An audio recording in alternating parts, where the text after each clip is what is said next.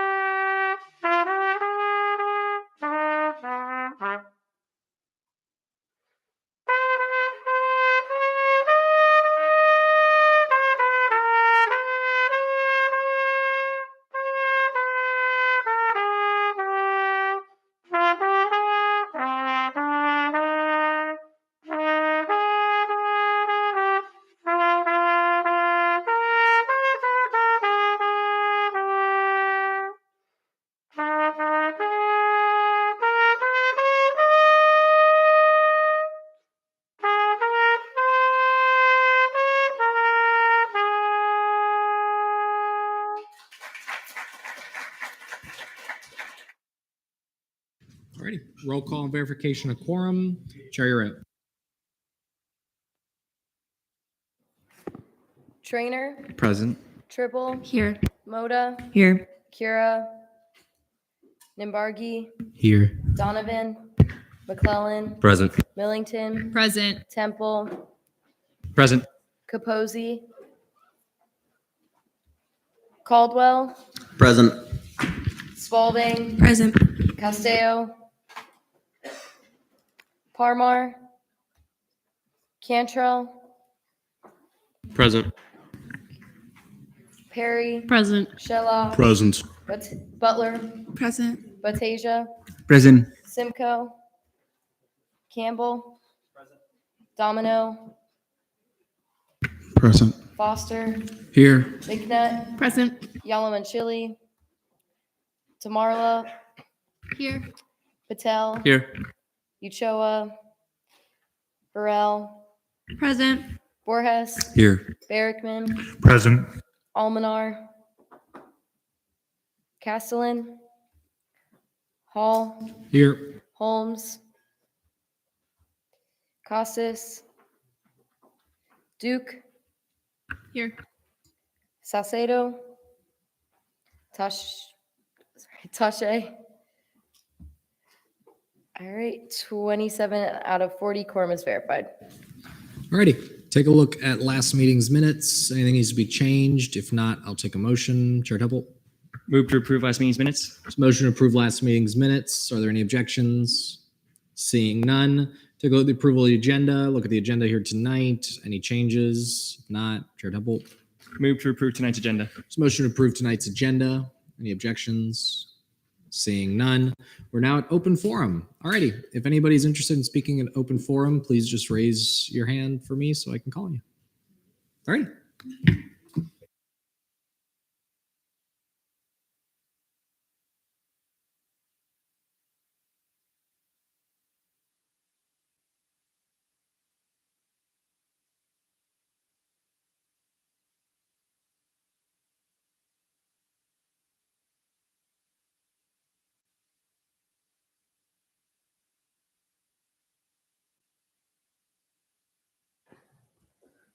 Hi. As some of you might know, we are hosting a Mega Shabbat tomorrow night. It's in the Pegasus Ballroom. By the way, Chabad, Jewish organization. My name is Hannah. Completely skipped over that. Chabad president. Yes, completely skipped over that. But yeah, we're hosting like a big dinner tomorrow night. All of you are very welcome. And we just want to thank you so much for your continued support through all the years. And yeah, you want to, Yeah. I think I forgot things. Okay. So yeah, I just want to thank you all, the student government, for supporting Jewish life on campus all these years. Chabad's been on campus since 2006. We've been doing Mega Shabbat since 2012, and we're really grateful. It means a lot to the Jewish community to have such support, such an amazing campus. So we're excited to invite you tomorrow night. You guys supported us at Mega Shabbat as well. So I just want to invite you all. Everyone's welcome. A beautiful Shabbat dinner in the Pegasus Ballroom. It's really something special. If maybe you've been last year, maybe not, but we'd love to have you. It starts at 5:30 with a matzo ball social. You guys know what matzo ball soup is, right?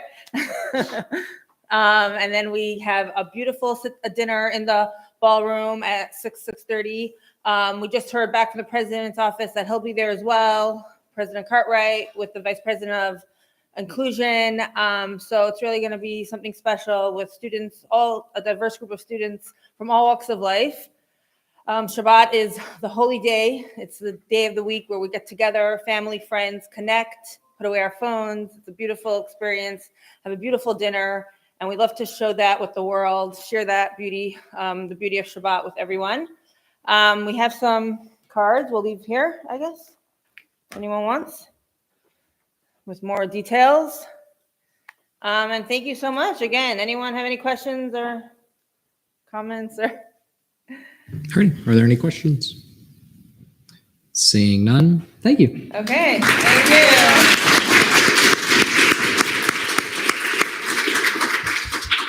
Alrighty. Are there any other individuals wishing to speak during open forum? Is that allowed? Oh, okay. I guess I'll allow it. All right. Allo.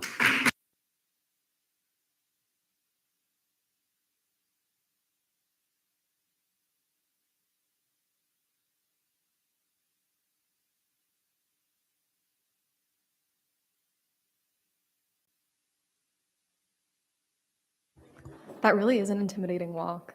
Yeah, so most of you guys know me. I'm Aloe. My pronouns are they, them. I am a trans student on campus here at UCF. And I'm taking off my student assistant hat for a second and just coming as a student tonight.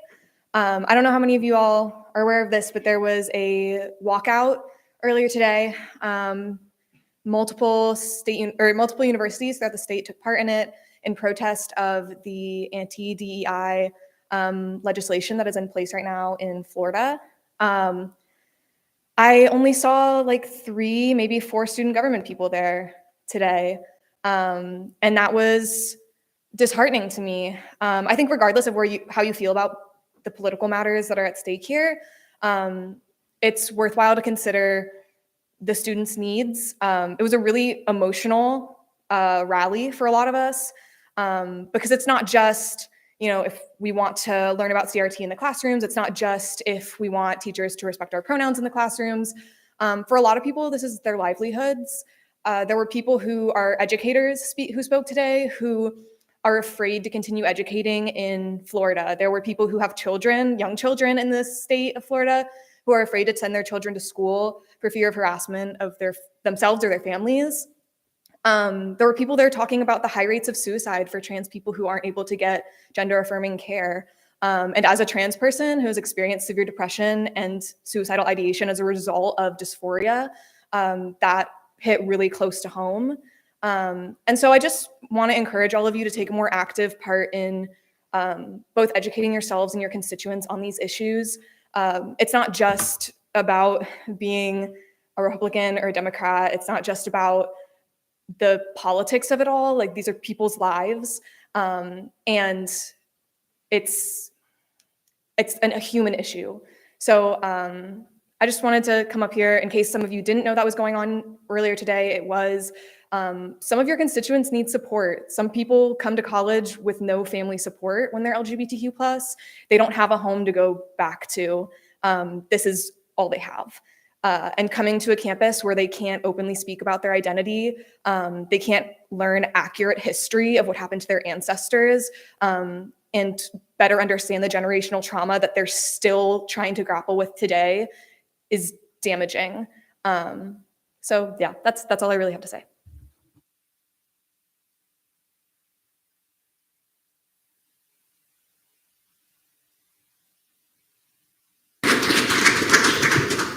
All righty. Are there any other students wishing to speak during open forum? Seeing none, announcements from the student body president, Vice President Martinez.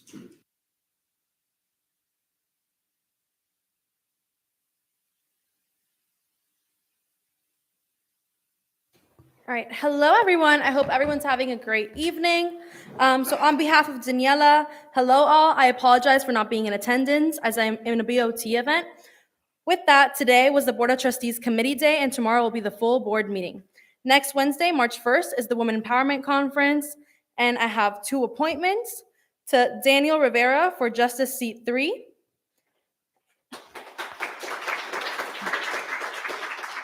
And for the Finance Office Student at Large, Jeremy Kane.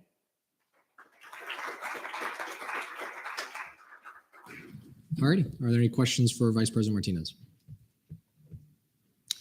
Seeing none, announcements from student body Vice President Martinez. So for the SGLC committee, if any of you haven't seen it, Jen sent out an email. We're having a fundraiser. And the branch that gets the most amount of money will have the opportunity to pie their branch head in the face. So that should be cool and for a good cause. So if you want Senate to win and want a pie in the face still in, all the donation little pots are outside. So yeah, and look, if you want more information, the pots are outside. Or you can look at the email that Jen sent. And on March 2nd, we'll be doing SG on tour. If you have any questions, Jen will be sending out an email about that as well. We'll be visiting the Rosen campus, downtown campus, Lake Nona campus, and then main campus as well. I will add to sweeten the deal. I will be pied as well as Pro Tem Foster. So I don't know if that increases your interest in it. But with that, okay. Are there any questions for Vice President Martinez? Seeing none, thank you. Comptroller's report, Comptroller Urchin. Good evening, everyone. The CRT current account balance is $160,111.25 with a reversion rate of 0.85%. The FAO current account balance is $38,941.48 with a reversion rate of 0.96%. All right. Are there any questions for Comptroller Urchin? Seeing none, thank you.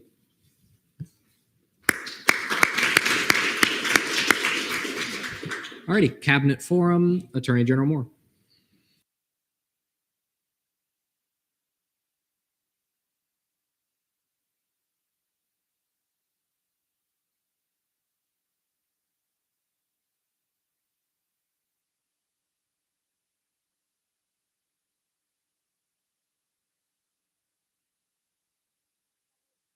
Hi, Senate. I hope you are all doing well tonight.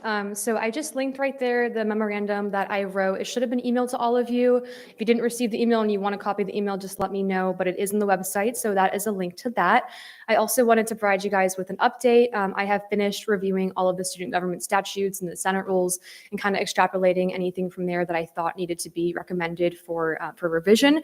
And so all of the legislation that has been compiled from that has been sent over to the relevant committees.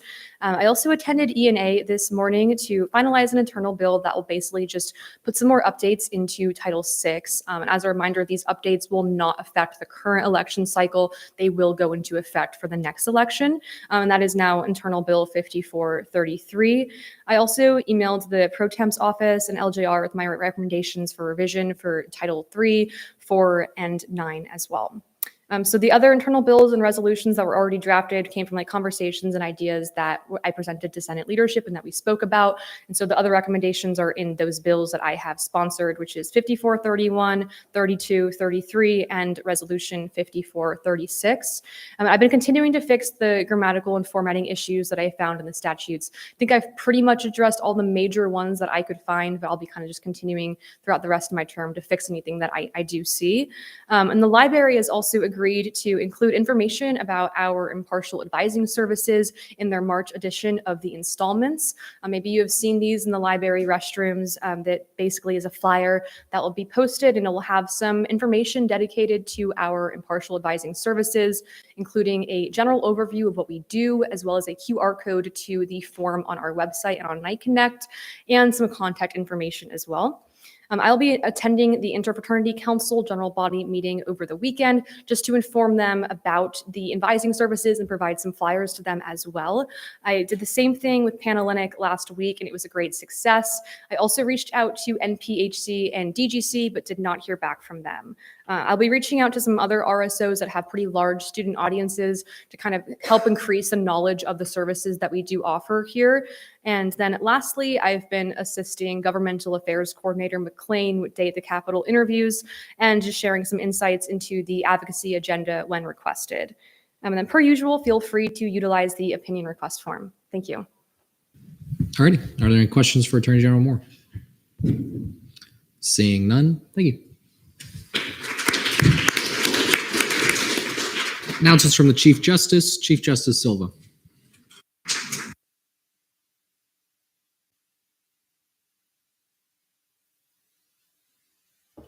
All right, good evening, Senators. Last week we had our judicial retreat on Friday. All of our justices are officially Sky Panel Board trained, so that's very exciting for them. We held Associate Justice C3 interviews this week and saw many great candidates. The JLCers really killed it, so I'm super proud of them with that. The parking FAQ updates from our precedent committee are approved and with consent of all of our justices, 13-0. And our Juice with the Justices event will be on March 7th in the atrium from 2:30 to 4:30. So y'all better all show out and put some dollar bills in the judicial bucket. You can pie Shelby or me and the potential internal, which you guys will be seeing confirmation for tonight. So yeah. All right. Are there any questions for Chief Justice Silva? Seeing none, thank you.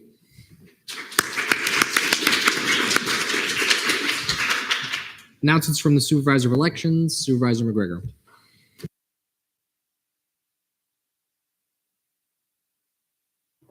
Hey guys, I hope everyone's doing well. Just a few announcements from me. Yesterday, Election Commission and I hosted the presidential debate. Thank you guys so much to everyone who came out, learn more about the presidential tickets. Next week on Tuesday, we will be hosting the Senate Forum in the Cape Florida Ballroom at 6 p.m. I highly encourage you guys to attend this event to learn about the people who will be filling these seats next session. And one last reminder, please remember that the office is a neutral zone and you should not be talking about the election in the office. If you have any questions about the election, you can make a meeting with me or email me. And that is it from me. Thank you.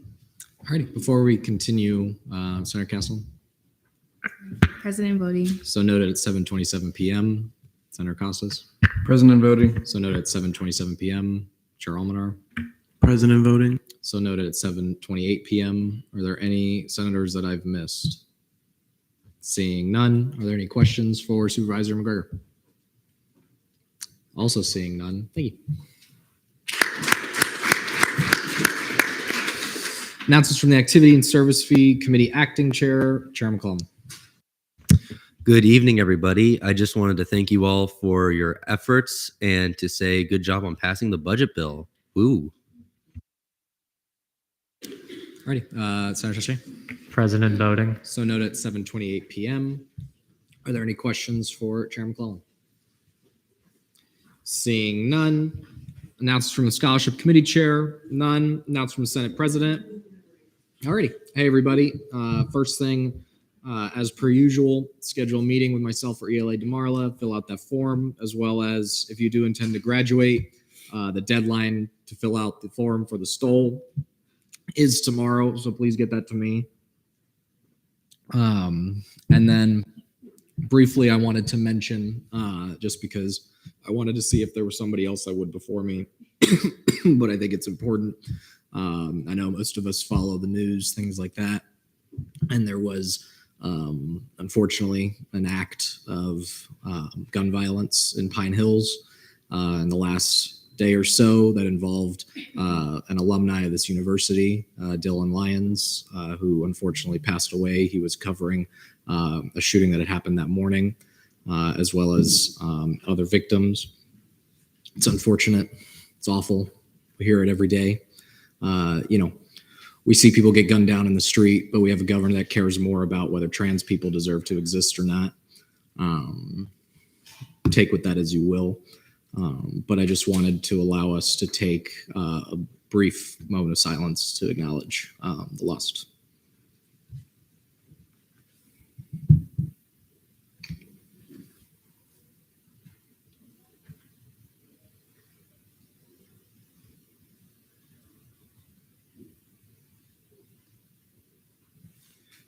Alrighty. Thank you. It's unfortunate. It's awful. And we hope that we can honor them as eternal knights as much as we can. But we can also honor them through action. Thoughts and prayers are great. Action goes a long way to make sure that we don't have to give thoughts and prayers in the future. But with that, are there any questions for myself about anything? Seeing none. Announcements from the internal legislative assistant report, none. External legislative assistant report, ELA tomorrow. Hello, I hope everyone's doing good. Dean meetings are starting up again. I'll be texting the group me mainly for it, especially since deans do want quick responses. It would be very appreciative if you guys could answer and respond to my texts in the group me's. Keep in mind, dean meetings are one of the best ways you can directly talk to administration about student issues and actually work with them hand in hand to listen to what students have to say and actually change that within the administration. So you get out whatever you put in. So hopefully you guys respond to my group me text and they go really smoothly. All right. Are there any questions for ELA tomorrow? Seeing none. Senate President Pro Tempore report. Pro Tem Foster. Hey, what's up, guys? 2 weeks ago, ELA DeMarla, Speaker Hall, and I met with Dr. Frame to discuss how we can better our relationship with administration regarding legislation and action that, we would like to be seen taken after we do write our pieces of legislation. Probably follow up on that in the next week or two on what became of that meeting and what we kind of expect going forward. DC Patel and I also had a couple meetings with Coordinator Fan to plan an SG field day. So the tentative date for that being March 25th. So a couple of days after our final meeting, probably go out to like Lake Claire, play some team games, some individual games. There'll be like food catered and an RSVP form will probably come out if anyone is interested in that. I think it'd be a super cool bonding event, even though the session's going to end. Doesn't mean that we have to stop, being able to see each other. And finally, I would like to give a huge shout out to DC Patel, D.Lay McClellan. We all had a great time hosting SLC today. I'm grateful and proud of both of them for stepping up, making sure our SLCers have been having a great experience. So thank you to them. All right. Are there any questions for Pro Tem Foster? Seeing none. Deputy Pro Tempore of Legislative Affairs report, D.Lay McClellan. Hello again, everybody. This week, 2 fiscal bills were adopted in committee, one in FAO and one in CRT. Both will be pushed through both readings tonight. In addition to that, I have written 4 other fiscal bills to be seen on first reading that will be remanded to committee tonight. And then, as always, all internal legislation needs to be submitted by Wednesdays at 5 p.m. to both Pro Tem Foster and myself to be considered for that week. Once you submit legislation, I will be in contact with you, so make sure that everything is all good before I approve it. If you do not respond after submission, it may not be approved. And then if you ever have any questions or would like any help concerning any piece of legislation or anything else, please reach out. Thank you. All righty. Are there any questions for D.Lay McClellan? Seeing none. Deputy Pro Tempore of Senate Relations report, DC Patel. Hello, all. In the past 2 weeks, our intramural volleyball team has gone through the whole volleyball playoff bracket and has earned their seat to the final championship game against the first seed. We lost the first set and had a really strong comeback in the second set, but sadly, it wasn't enough to win us a game. But we walked away with wonderful memories. I want to shout out anyone who showed up during that game. We had an amazing turnout of a crowd to cheer us on, so it was lovely. So if you were there, thank you. And I personally want to make a special shout out to Annabelle, Carly, Sage, JC, Isaiah, Laura, and Sam for a D1 worthy performance throughout the entirety of our season.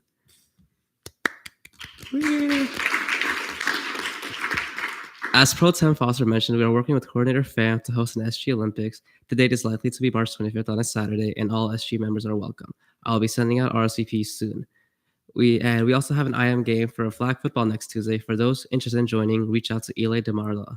And also, if you'd like to come attend as a guest speaker to SLC and talk about whatever you do in Senate, you're more than welcome to. Just reach out to me and I'll hook you up. Alrighty. Are there any questions for DC Patel? Seeing none. Caucus reports. Chair Patel. None. Alrighty. Black Caucus report. Vice Chair Castleman. Good evening, everyone. So the Black Business Showcase on Tuesday was a success, and just want to thank everyone who came and supported our local student business owners. Also, it is still February, so I encourage you all to still attend any events in the Orlando area or on UCF campus that you can, support Black-owned businesses, and continue to celebrate Black history and culture now and beyond this month if you can, because Black history is American history, a part of it. Thank you. Alrighty, are there any questions for Vice Chair Castle? Seeing none, Disability Caucus report, Chair Campbell. Evening, everyone. So we spent this week going over just some different initiatives and also kind of brainstorming off of the initial ideas that were thrown out for what we want to do during the next session and what to hand off to the next session. Had some really good ideas. I'm very proud of some of the stuff that we came up with. And we also heard out, I want to say her name is Scarlett Roberts from the Judicial Branch on her initiative and ways to support her. Alrighty, are there any questions for the Disability Caucus? Seeing none, Latin Hispanic Caucus report, Chair Salcedo. Hi, everyone. Hispanic Caucus is meeting tomorrow at 12 in the conference room. Any questions for Chair Salcedo?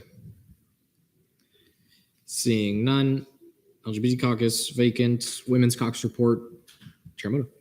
Hi, everybody. So we met this week, and also Eric, Jade, and I met with SU and MSC last week to discuss the Women's Market Day that we're going to have on March 28th. And also March 1st is the start of Women's History Month. So we're going to do a lot of things with that. Alrighty, are there any questions for Chair Moto? Seeing none, unfinished business, none, Fiscal Committee caucus time, none, Fiscal Committee reports, CRT Committee report, Chair Tribble. Okay, so as of this week, we've allocated over $500,000 and we've impacted nearly 1,500 students. In committee, old business allocations, we approved 54,375 with a vote count of 6-0 and 54,382 with a vote count of 5-0, and we denied allocation 54,361 with a vote count of 0-6-0. And then new business allocations, we approved 54,412 with a vote count of 4-0, and allocations 54,416, 418, 419, 420, and 422 with a vote count of 6-0. And we postponed allocations 54,411, 413, and 423 by general consent. And we approved fiscal bill 5445 with a vote count of 6-0. And I yield to Vice Chair Harrell for Brianna's Bites. Just to clarify, the beautiful Perry is the vice chair of CRT. I'm vice chair of LGR. But this week we had Oreo balls, if anyone knows that. They're delicious. The general consensus was everyone loved them. If anyone is interested, I think I have a couple more at home if anyone wants to know. And if you are interested in knowing the very lengthy recipe that consists of 3 ingredients, I will tell you how to make it. But yeah. Alrighty, are there any questions for Chair Tribble? Seeing none, FAO Committee report, Chair Millington. Hey guys, happy Thursday. So in committee old business allocations, we approved 54,120 and 54,123 with vote counts of 8-0. New business allocations, we approved 54,126, 127, 128, 132, and 133 with vote counts of 8-0. We postponed 54,129, 130, and 131 by general consent. And fiscal bills, we adopted and approved fiscal bill 5444 with a vote count of 8-0. And I yield to Vice Chair Nimbargi.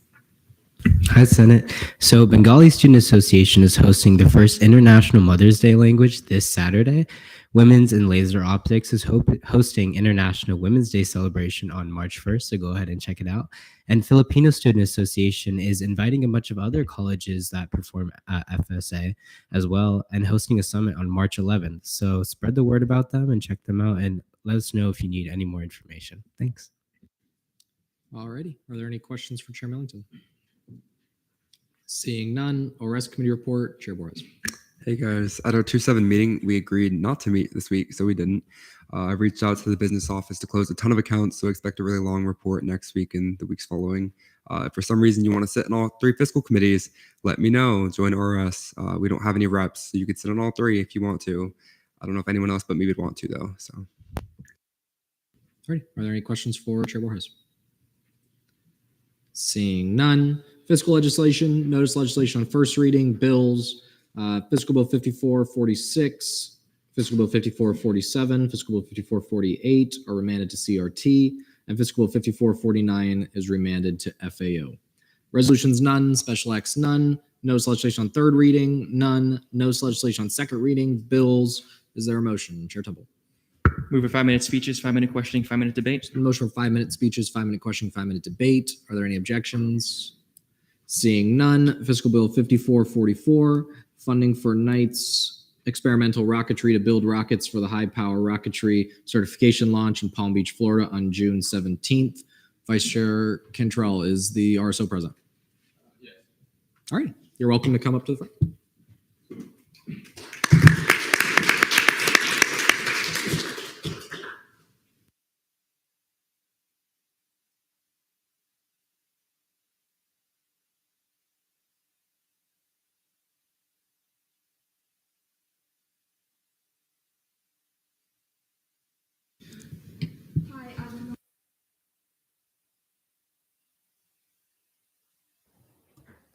Hi, I'm Camila Martinez, and I'm here to present the KXR FAO committee meeting for the high-powered rocketry certification program. The total cost of the project will be $10,240, but we're requesting $5,120. You should have a clicker up there, then you can move it one way or the other. There you go. Thank you. KXR mission. Our mission is to cultivate a passion for science, technology, and space exploration, as well as develop the skills that prepare students for the professional industry. So what is our objective with this program? We want to design, build, fly, and recover a high-powered rocket for a nationally organized certification with NAR or EEE. Being able to showcase this rocket and getting your certification is very supplemental for students' resumes. It shows that you know the fundamentals of rocketry and that you have the hands-on experience of building your own rocket. So it can help not just with your resume, but also when it comes to other engineering programs at UCF. And for the certification program, we're aiming to launch June 17th. We could do it earlier, but this is our estimated date. We will launch at Palm Bay's The Compound. We will provide a web course with the fundamentals and safety training, as well as design reviews. We will also have in-person meetings. We'll have an intro meeting, build days, and pre-flight checks. The certifications we have are L1s, L2s, and L3s. For an L1, you just have to fly it and recover it. For an L2, you need to use a motor that's twice as strong, and you also have to take an exam for it. And for an L3, you have to have an even stronger motor, and you have to include dual deployment. These are our allocations for each L1, L2, and L3. As you can see, these are just examples of some materials. We have sent over our budget that describe the actual price of each thing that we need to purchase. As you can see, total will be $10,240.80. Any questions? All righty, we're now in line for questions. All those questions. Chair Temple. 2 questions, if I may. Go for it. Right. Good evening. It's been a while since I've seen you. My question for you guys is, I'm pretty sure you know this, but are you guys aware of the post-funding procedures? Yes. Excellent. And mine is more of a curiosity, more fun question. Are you guys the ones that name your rockets by chance? Well, yeah. For this one, the students would be allowed to name their own rockets. Alrighty. Are there any other questions?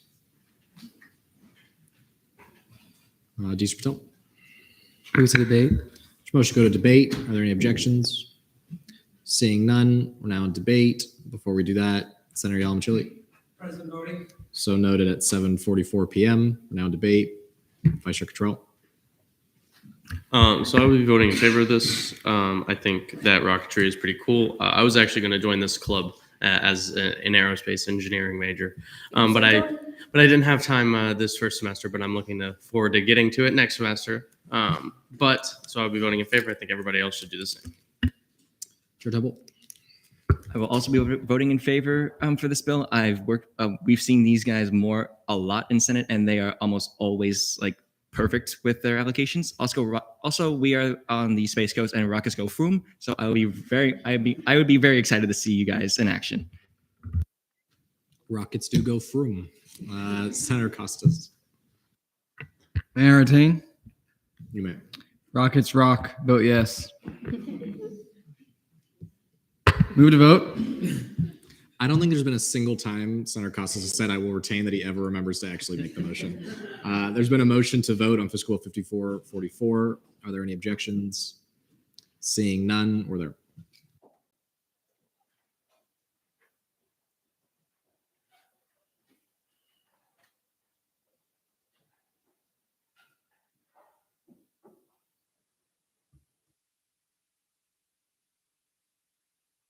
We'll vote count of 29 to 0. Fiscal Bill 5444 passes favorably on second reading. Thank you for your time. Moving right along here, Fiscal Bill 5445, funding for 14 members of the International Medical Outreach travel to the Brazil international trip in Piracicaba. Thank you. Brazil from May. For now, it says 7th to May 14th, 2023. Senator Yamachili, is the RSO present? Yes, they are. I yield to the RSO. All right.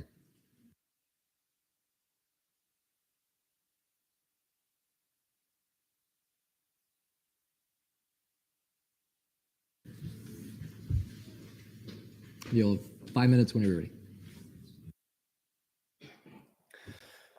Hello, folks. My name is Caden Hodges. I'm the treasurer of International Medical Outreach. In accordance with our mission, we are to broaden the cultural awareness as well as help the communities we volunteer in. Are planning to go to Piracicaba, Brazil from 5/13 to 5/20. Our trip itinerary, throughout this week, we will first travel there. We will then visit the local area and allow our members to experience what it's like in Brazil. We will then shadow and observe physicians at Unimed of Piracicaba. On the 7th day, we will volunteer at a local retirement home. And then on the final day, we will travel back to Orlando.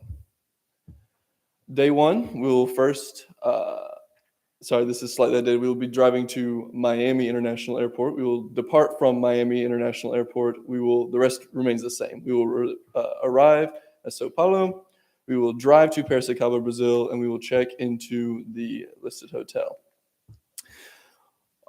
As stated before, on the first day, we refer to as our more fun day. We will walk our members around this community, allow them to see what it has to offer, and learn from the culture. On days 3 through 6, we will be shadowing at Unimed of Piracicaba. Our members are going to be able to experience what it's like to practice medicine in another country that has a very different culture from our own. And hopefully this will allow them to be better physicians, or in the case of individuals who are not pre-medical, better people in the future. On our final day in Brazil, we will be volunteering at a local retirement home so that we can give directly back to this community that will be giving to us so much.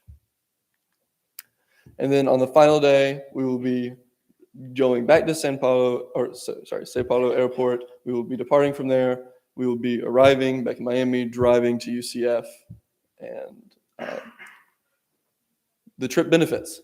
We will be expanding members' knowledge on Brazilian and Latin American culture. We will be obtaining insight into the healthcare system of Brazil and its similarities and differences with that of the United States.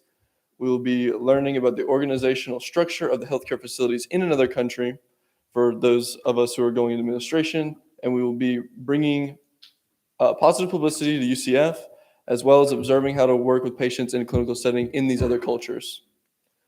And this is our cost breakdown. So our flight costs are going to be about $11,200. That's about $800 a person. Our lodging is going to come out to about $1,754, I believe. The number they have is going to be slightly different by about $100 more expensive because of conversion rates. And then our transportation, which we're not asking for funding for this, is we're doing a local company called Transmar. It's going to cost about $900. Fundraising efforts. How do we get the rest of the money? Well, that's my job. I'm the treasurer. We do a variety of things, including partial proceeds with local businesses. We work with peer-to-peer fundraising. We work at the Amway Center in downtown Orlando. We do UCF football events. We have GBM's dedicated fundraising, and then we also do a large number of other fundraisers, including a 5K fundraiser that's going to be on April 2nd in the Memory Mall if anyone's interested. And that's all from me. Thank you. Alrighty, we're now in line for questions. All those questions, please raise your hand. Senator Yamachilla. So, through what process are you all selecting members to go on this trip? We have a standardized method of selecting our members throughout their involvement from the day they join the club. Their points are tracked, which is their involvement. So different events come with different amounts of points. Then they have to attend our health trainings, and once they've attended our health trainings, they can apply for the trip. The applications are read, and in conjunction with their points, we decide who will be on the short list of interviewees. From the interview list, we do the interviews, and then after the final interview is conducted, typically that same day, we will select who will be on the trip. All right, Chair Double. Good evening. My question is a bit similar because I remember you seeing you in CRT about Peru. So as you're probably aware, Brazil, according to the State Department, is under a level 2 advisory, which means it's a heightened sense of danger due to the amount of protests that have been occurring as of late in that country. How have you made any potential contingencies and basically how have you prepared your delegation for the safety risks should you receive the funding to go to Brazil? I think it's worth stating level 2 isn't necessarily very high. I believe France is level 2 right now. But beyond that, Brazil is a very large country, and the area in which we're going to, it'd be like, let's say Portland was having political unrest in America and you were traveling to Tallahassee. The area we're going to, there is the area we're flying into and the area we'll be staying in has essentially no political unrest. And in the event that things moved that way, if things were too unsafe, we just wouldn't do the trip. But I don't see any case of that happening. As well as relative to Peru, Brazil's political unrest is pretty minimal. Peru had a coup. Brazil's president just ran away to Florida. All right, still in line for questions. Dale McClellan. 2, if I may. So I believe that the flight quotes have changed since committee. Could you reconfirm your dates of travel for me, please? The dates of travel are the ones that were listed on this PowerPoint. It is 5/13 to 5/20. But the plane tickets themselves, I believe, cost, as of today, $776. We anticipate that number to go up, so we have numbered it out as $800. All right, still in line for questions. Seeing none. Chair Double. Move to debate. Motion to go to debate. Are there any objections? Seeing none, we're now in debate. Vice Chair Hurl. Move to see mine and D-Leg McClellan's amendments as a block. The motion is C. Vice Chair Hurl and D-Leg McClellan's amendments as a block. Are there any objections? Seeing none, is there a motion for speech, question, debate? Chair Double.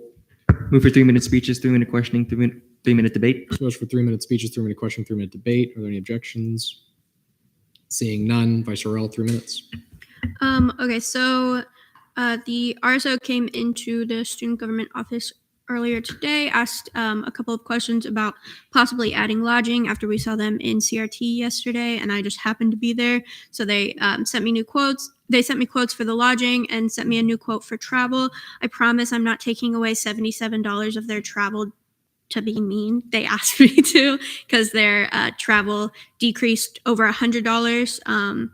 So the 800 is kind of for fluctuation if there is any, which there usually is.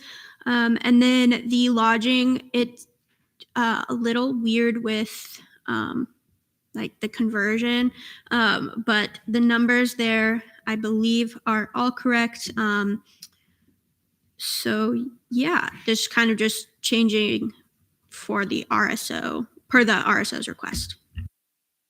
Alrighty, we're now in line for questions. Senator Berkman.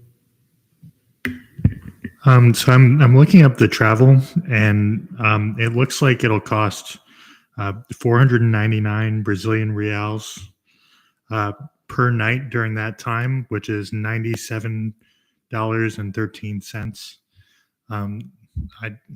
Do we know when the last time this travel was updated? It was today. So their quote for the new flight was given in US dollars, which is about $759.37 US dollars. Yeah, I'm not sure where you're getting that number from. All right, still in line for questions. Seeing none, Chair Double. A question to Senator Berkman, quickly. Senator Berkman, do you have a question? Did you have a question? It just doesn't add up. I want to make sure that they get enough money for their rooms. Well, we can do that in debate, Chair Double, Okay. or Vice Chair Hall. Sorry, are you talking about hotels? Okay, you said travel. That's why I was confused. The hotels, they're staying at, it fluctuates per, it depends on the room you selected and how many people are staying in each room. So the quote that they gave me for the hotels was in Brazilian. I don't know. I'm really bad. Huh? Yeah. Which the first quote with 3 rooms with 3 people in it was 5,733, which converts to, I'm not 100% sure, but when I added all of them in together, it came to the number I put in there when I converted it. Chair Trouble. I just put in the agenda the supporting documents from the CRT folder that has the lodging and flight quotes on them. Gail McClellan. Question for the RSO. Briefly. With the quotes, I'm sure you went ahead and did your research, and for these, do you believe that $1,859.90 will be enough for your lodging? Whatever I sent most recently, I had the numbers pulled up about 30 minutes ago. If it's what I emailed, then it should be correct. It's I believe that's, say the number again. In American dollars, it's $1,859.90 for all 5 rooms for the 7 nights. I believe that was correct, yes. Chair Trouble, briefly. I just wanted to confirm. I have that email that he sent right here, and that's the number. So. Alrighty, questioning time has elapsed. We are now in debate. Before we do that, Senator Quizzy. President voting. So noted at 7:58 p.m. Still in debate. Pro Tem Foster. May I retain? No. Or yes. Sorry. Yeah. Quotes what the RSO asked for. Hope they have a really good time on the trip. The numbers are adjusted. Move to vote. There's a motion to vote on the block of amendments. Are there any objections? Seeing none, we're there.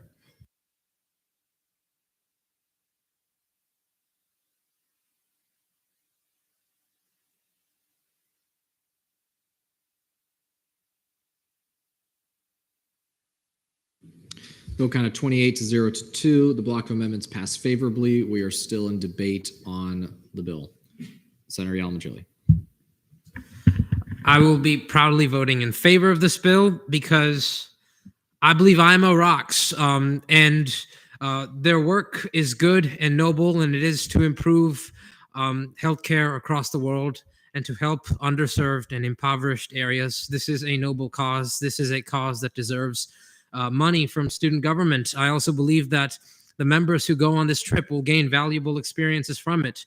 Many people in IMO are budding future healthcare professionals, and they will gain a lot of clinical and medical experience that will help them greatly in whatever career paths they pursue, whether it's physicians, nurses, physician assistants, etc., you name it.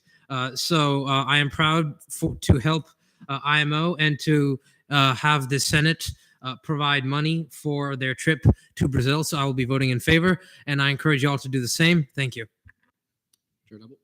May I retain, Mr. Speaker? You may. All right. I will also be voting in favor of this bill. Aside from all the medical expertise that this RSO can receive, I'm also very, very excited to see them embrace and actually be immersed in Brazilian culture. It is a beautiful country to visit, and not to mention, we learned that the Brazilian currency is the real. So that's very fun to know. But aside from that, the numbers all add up. Everything is good to go, and I only ask about the travel concerns because, again, I'm just very concerned for your safety, and I want you all to enjoy your time in Brazil. And with that, move to vote on Fiscal Bill 5445. There's a motion to vote.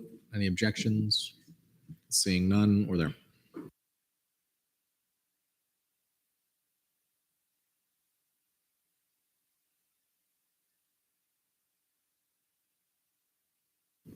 We'll count 29 to 0 to 1. Fiscal Bill 5445 passes favorably on second reading. Chair Temple. A motion? Go for it. Move to return to the approval of the agenda. So motion to return to the approval of the agenda. Are there any objections? Seeing none. Chair Temple. Move to place Fiscal Bills 54, 44, and 45 onto notice of legislation on third reading. So motion to put Fiscal Bill 5444 and Fiscal Bill 5445 on notice of legislation on third reading. Any objections? Seeing none. Chair Temple. Move to reapprove the agenda. So motion to reapprove the agenda. Any objections? Seeing none. Chair Temple. Move to return to fiscal legislation, notice of legislation on third reading. So motion return to fiscal legislation, notice of legislation on third reading. Any objections? Seeing none. Bills. Is there a motion for speech, question, debate? Chair Temple. First, may I make a motion to see 54, 44, and 45 as a block? No. Someone abstained from the second one. Right, disregard. Move for 3-minute speeches, 3-minute questioning, 3-minute debate. So motion for 3-minute speeches, 3-minute questioning, 3-minute debate. Are there any objections? Seeing none. Fiscal Bill 5444. Vice Chair Control, whenever ready. I think this passed pretty well. It did pass unanimously on second reading, so I don't see why there wouldn't be a reason unless something has changed in the past 15 minutes. And if there is, you can direct those questions to me. Thank you. Alrighty, we're now in line for questions. Vice Chair Perry. Move to debate. There's a motion to go to debate. Are there any objections? Seeing none, we're now in debate. I saw Senator Berkman first. May I retain? You may. Rockets are cool. Move to vote. So motion to vote on Fiscal Bill 5444. Are there any objections? Seeing none, we're there.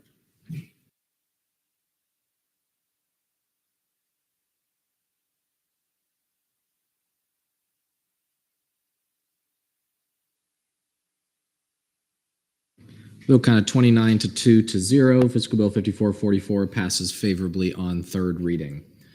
Alrighty, Fiscal Bill 5445. Senator Yalamachili, 3 minutes when you're ready. This bill was already approved on second reading today. There's no problems with it. All the numbers add up. I don't see why we shouldn't approve it again. So that's about it. Thank you. All right, we're now in line for questions. Seeing no questions, Senator Berkman. Move to debate. There's a motion to go to debate. Are there any objections? Is that an objection? Okay, seeing none, we're now in debate. Senator Yalamachili. May I retain? You may. Move to vote. There's a motion to vote. Any objections? Seeing none, we're there.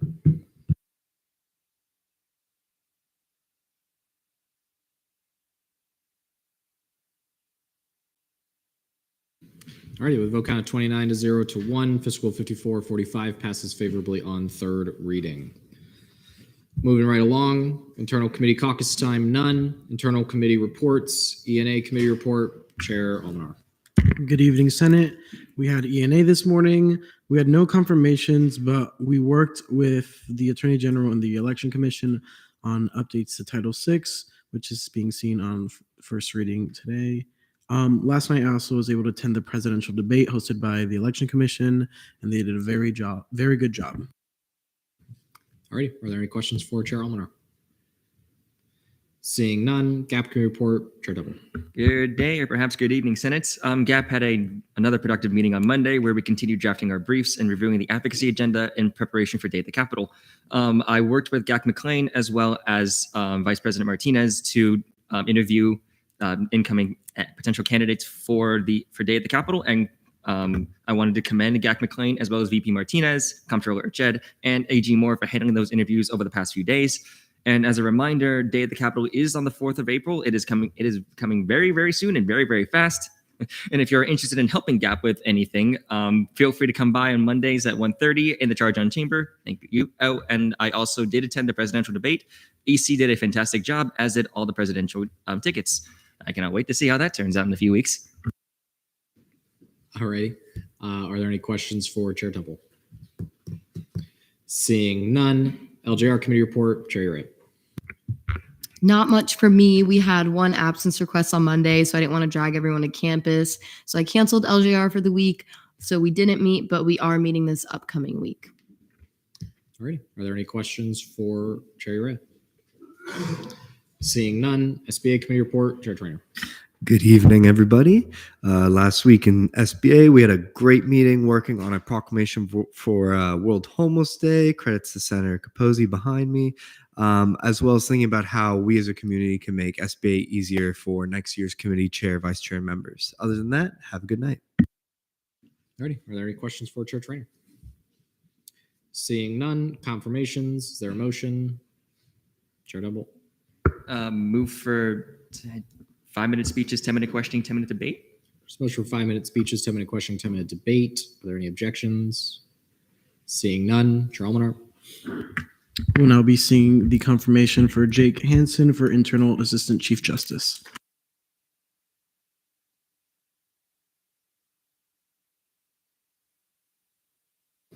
All right, you have 5 minutes when you're ready.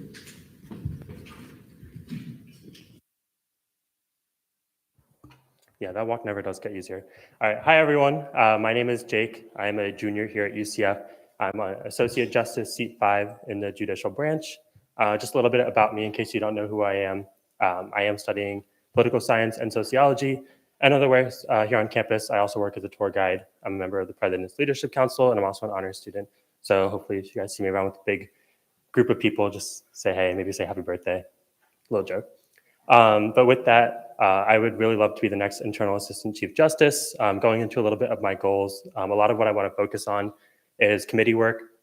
A big role of the Internal Assistant is to just maintain records and keep kind of a tracking list of all of our proceedings, whether that's appeals, voting records, decisions. And I really want to work closer with our committees, especially Precedent and IRC, just to have a better record of cases that we've dealt with in the past, certain situations that might be the same, ways that we can kind of act better on behalf of students in the future. But with that, I yield my time to any questions. All right, we're now in line for questions. All those questions, please raise your hand. No, Vice Chair Castillo. President voting. So noted at 8:08 p.m. Still in line for questions. ELA to Marla. What is something you learned from your old seat position that you will want to bring to this position of Assistant Chief Justice? I think the biggest thing I learned, just besides how everything works and proceedings, aside from like parking appeals and especially fiscal appeals, which is something that we saw and we kind of knew with this past semester. I think it's just the way that the council works. It's very interesting. It's a very small council. We're all very tight knit. And you'll hear us say it a lot, kind of like a family. And I've noticed that when that atmosphere becomes more comfortable, the work that we do becomes a lot more personal and it becomes a lot more, I guess, like more efficient. We do our jobs to the best of our ability, but we're comfortable doing it with each other. That kind of environment, it just creates like a better working place for us. All right, still in line for questions. Vice Chair Spalding. Hi, thank you for being here. I hope this is not a repeat question, but what's something from your predecessor that you've learned that you hope to do better or just as good? Yeah, so something that my predecessor did, Elizabeth, was something called Magic Notes. And this was something that I was like super confused at when she first did it, but it was awesome. I'd never heard of it before. But it was just a nice way for people to come into the office and just feel comfortable to like compliment other judicial members, other council members, and just recognize the work that they were doing. And when we started like reading them at GBMs, it just made everything else so much more comfortable, which is kind of a big thing that she focused on. With that, I also think, I know she was working on kind of streamlining purchase request forms, which is something that's useful for any internal assistant that comes after her. That's just something I want to continue. Chair Double? Oh, follow up? Chair Double. Sorry about that. Good evening, Mr. Hanson. My question for you is kind of similar to what Sergeant at Arms Spalding had asked, but how do you intend to make this position your own coming in? Yeah, so something that I really want to do, I kind of touched on it as well, is working directly with committee chairs. But some further things with that, I know you're probably all familiar with last semester, the judicial branch was actually able to work on a bill with the Senate and have that pass through to make change to Title V. Just kind of in regards to our fiscal appeals, that's something that I would really like to kind of look into more, especially with our IRC chair and with some of the senators, our Senate leadership as well, just kind of reviewing Title V and kind of making sure everything's up to date. All right. Chair Warhus. Yeah, how long, if you were confirmed tonight, would your Assistant Chief Justice term last? It would last until until this presidential administration is done. Do you have a follow-up or anything? Vice Chair Spalding?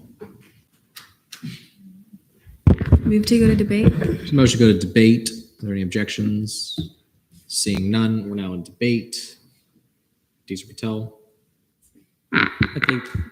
I think this candidate is very qualified for this position. He's been serving in the judicial branch for quite a while now. I've seen his face around the office. As a person who keeps in contact with the judicial branch, like I'd love to work with him. So I think we should all vote in favor. Pro Tem Foster. I will personally be abstaining due to the fact that I know Jake through PLC. He actually neglected to tell you guys that he is on the e-board, so he's a recruitment coordinator. So I've seen him work really hard, really diligent. He has all the intangibles that one would require for this position, such as being timely. Sometimes he tells you things that you don't necessarily want to hear, but things that you need to hear. And if I would vote, I'd be voting in favor because I don't think there's a better candidate for this position. Yeah, Lady Marla. May I retain? Sure. I'll also be voting in favor. From his answers, I can see that he's really like community driven, and I think that would be he would fit really well into his role. I did his confirmation in the summer to be like a Chief Justice, and it went very well. I loved his answers. He had really good missions, so I'll be voting in favor. And with that, Charles. Move to vote. For context, when it's confirmations, ENHR has to do the motion to vote. There's a motion to vote. Are there any objections? Seeing none, we're there.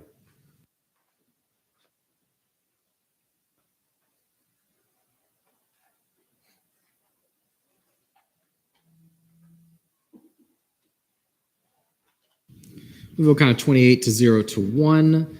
Jake Hansen is confirmed for Internal Assistant Chief Justice. Thank you.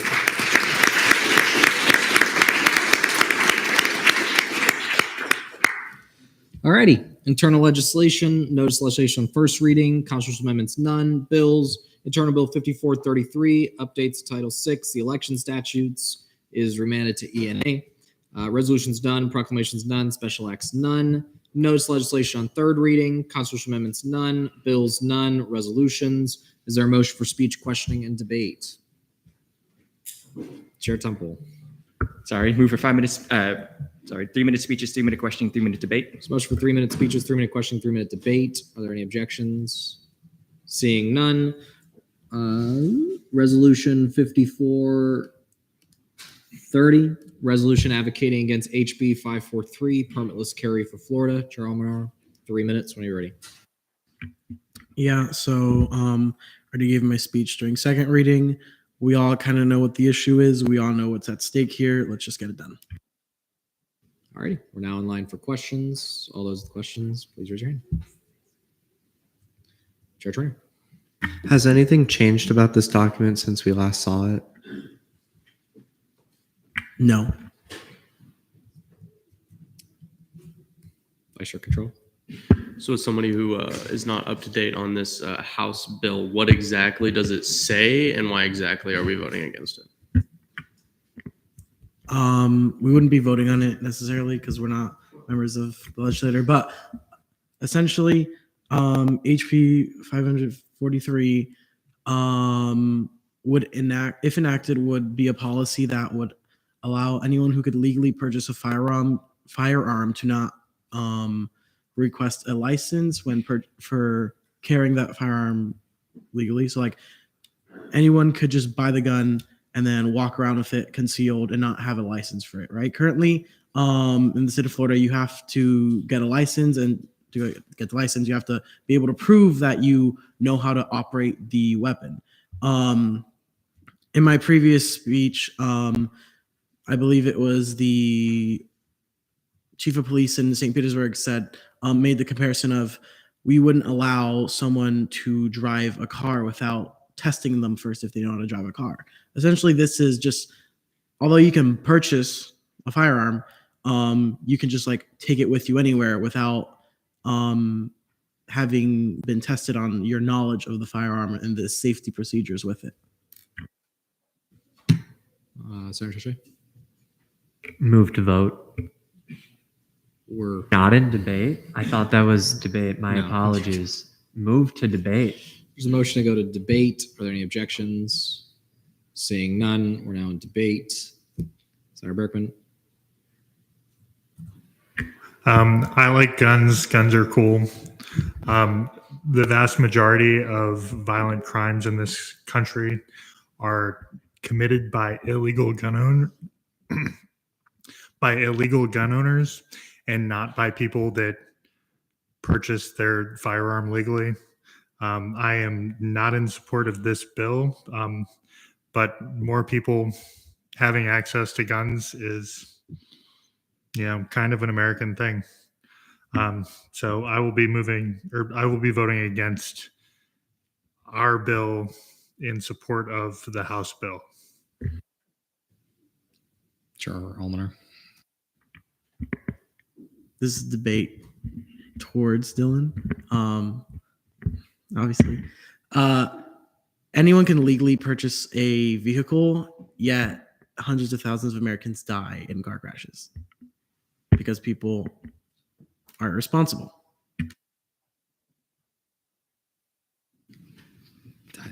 Okay, Senator ELA DeMarlo. I'll be voting in favor of this bill, of representing the House bill. I think gun violence is a very sad thing to always experience. And I think it's kind of sad that we've been like desensitized to it. In a lot of ways, I think there's like an event that happens every other day. And as Dylan even mentioned during his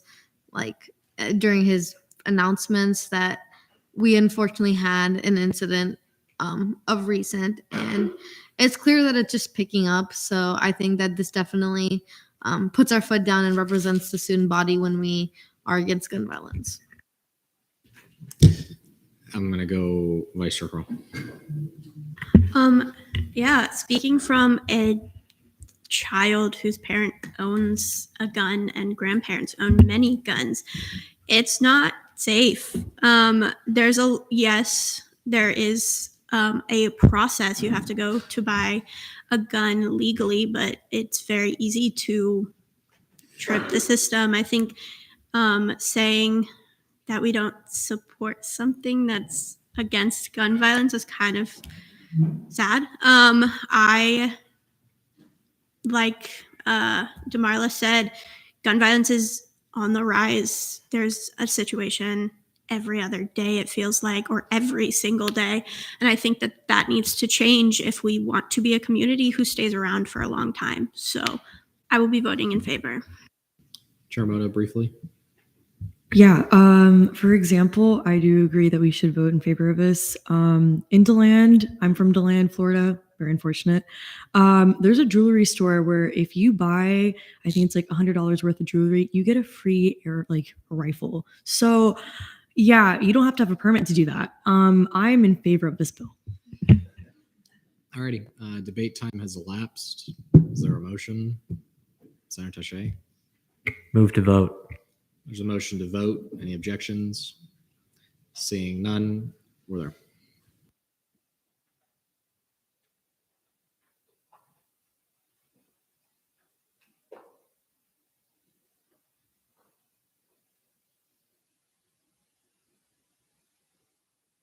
Vote count of 26 to 3 to 2. Resolution 5430 passes favorably on third reading. Moving right along, special acts, none. Notes legislation on second reading. Council's amendments, none. Bills, is there a motion for speech, questioning, and debate? Chair Tupple. Move for 5-minute speeches, 5-minute questioning, 5-minute debate. There's a motion for 5-minute speeches, 5-minute questioning, 5-minute debate. Are there any objections? Seeing none. Internal Bill 5431 updates Title III, updating and outlining the procedure of a vote of no confidence. ELA DeMarla, 5 minutes when you're ready. Hello. So I worked on this internal bill with a few others. The reason being is that I think that the outline for the procedure of a vote of no confidence is very vague. So what we tried to tackle through this internal bill was just make it easier for future sessions to kind of understand what the process should be. Because I remember last time that we had discussions on like how we should organize it and structure it. So this mainly tackles that issue, especially and also with the amount of time it is for a statement, just so that both sides are able to get what they want out. So I look forward to questioning. Alrighty, we're now in line for questions. Chair Borges. So first, thank you for actually putting this down. And then the question was, when it comes to immediately following, like what are the parameters of immediately? Is that like the next day, the next meeting? I think are you willing to put more specificity into that? Yeah, I'm open for more discussion about it. I think when we made this, we did have talks about, should we say 30 days, 60 days, or should this just be the next upcoming election? So I'd actually like to hear debate about that if you guys want to discuss, maybe specifying what immediate means. Vice Chair Spalding and then Deal McClellan. Okay, more to that point, I think if what you're going for is immediate, I think I should say that the person who got the no confidence, as long as it was passed, shouldn't be able to be reelected immediately, meaning like within that same session. So like if they want to run for chair of that position, it should be waited until the next session. I think that's probably the best because they were no confidence passed for a reason. Was there a question? Do you agree? Yeah, I think that's a really good point. I would also like to hear more debate, but I definitely see that and I understand that. Deal McClellan and then Travel. Mine is a point of clarification. Go for it.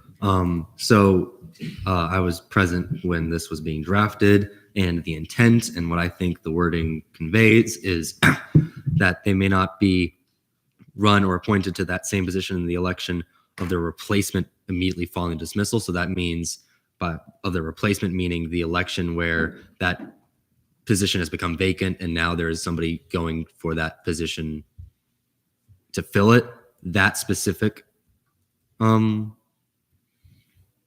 election. And so that is what I believe it is the intent and what I think it says. Chair Double. May I ask the Attorney General what her input on this language? Is there a motion for non-committee member to speak, being Attorney General Moore? So moved. Any objections? Seeing none, Attorney General Moore, you good to go? Question?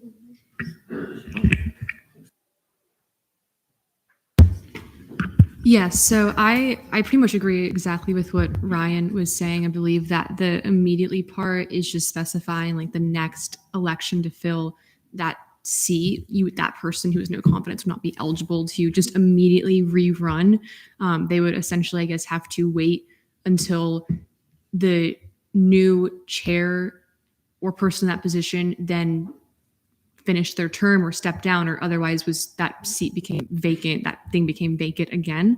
So pretty much what Ryan said is that the same page I was on when we were drafting it. All right, still in line for questions. Chair Borges. Yeah, this is for either Vice Chair Spalding or ELA DeMarla. What if literally no one else wants to run for that position? I think exceptions can always be made for the rule. So if we want, we can include a section saying that with 2/3 majority vote, if no one else is running, we can allow that person to run. But I think Ryan has a good idea, so I'll yield to him. So, in the event that nobody runs, there are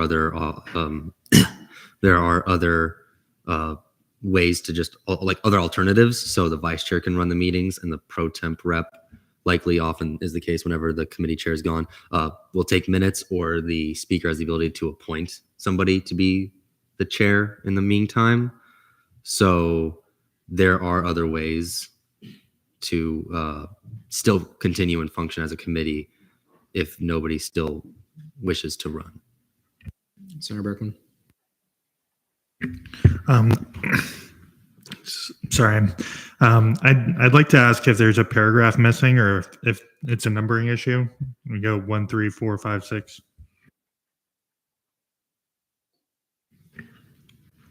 I would assume that that's probably a numbering issue. I think, Brody, do you see where that is? Still in line for questions? Aile Almachili? In clause A, part 6, about an individual not being able to be appointed to or run for the same position in the election of their replacement. In the case of committee chairs, does this apply only to the chair position of that particular committee, or chair positions in Senate as a whole?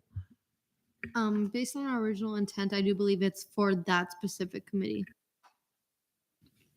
Alrighty, question time has elapsed. Is there a motion to extend? Seeing none, we're now in debate. Vice Chair Spalding.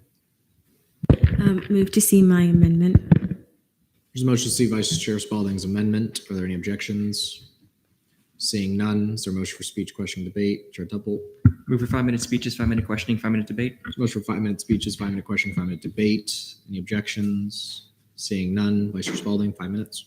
Okay, yeah, so just to kind of touch on again what I was saying and questioning, I think that it makes more sense and that it's more fair if the individual that was voted or that was no confidence, which was approved, wasn't allowed to run for the same chair position within that session. Because one concern, and I did have, was, okay, well, what if nobody goes for that chair position? But then I had the same train of thought as Elect McClellan, that there are instances where the vice chair takes over and then a pro temp rep comes in and types up the minutes. So there are solutions to that.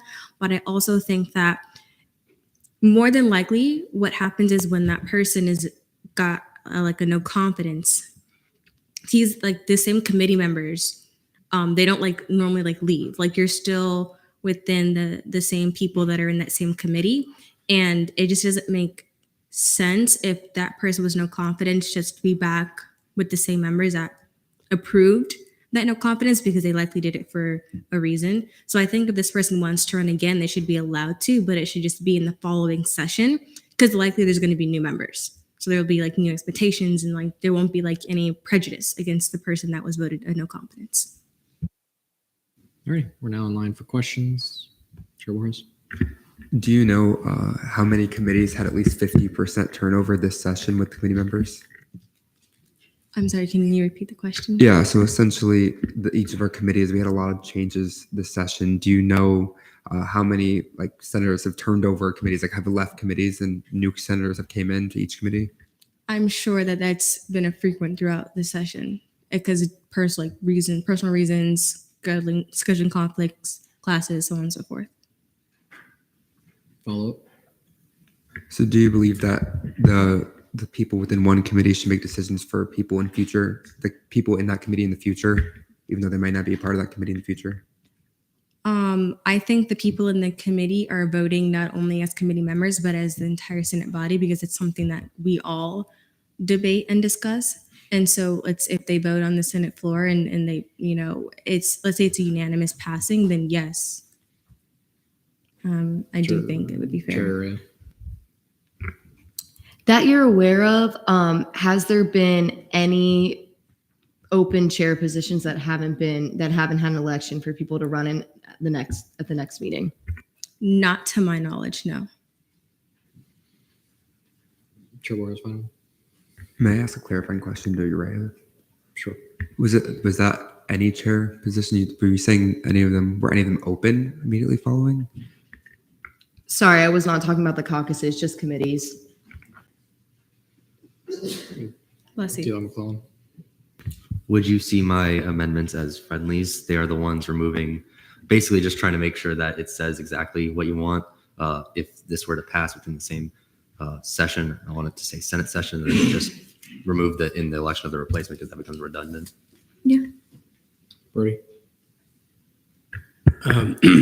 Excuse me. Strictly for grammar reasons, would you consider adopting within your amendment removing following?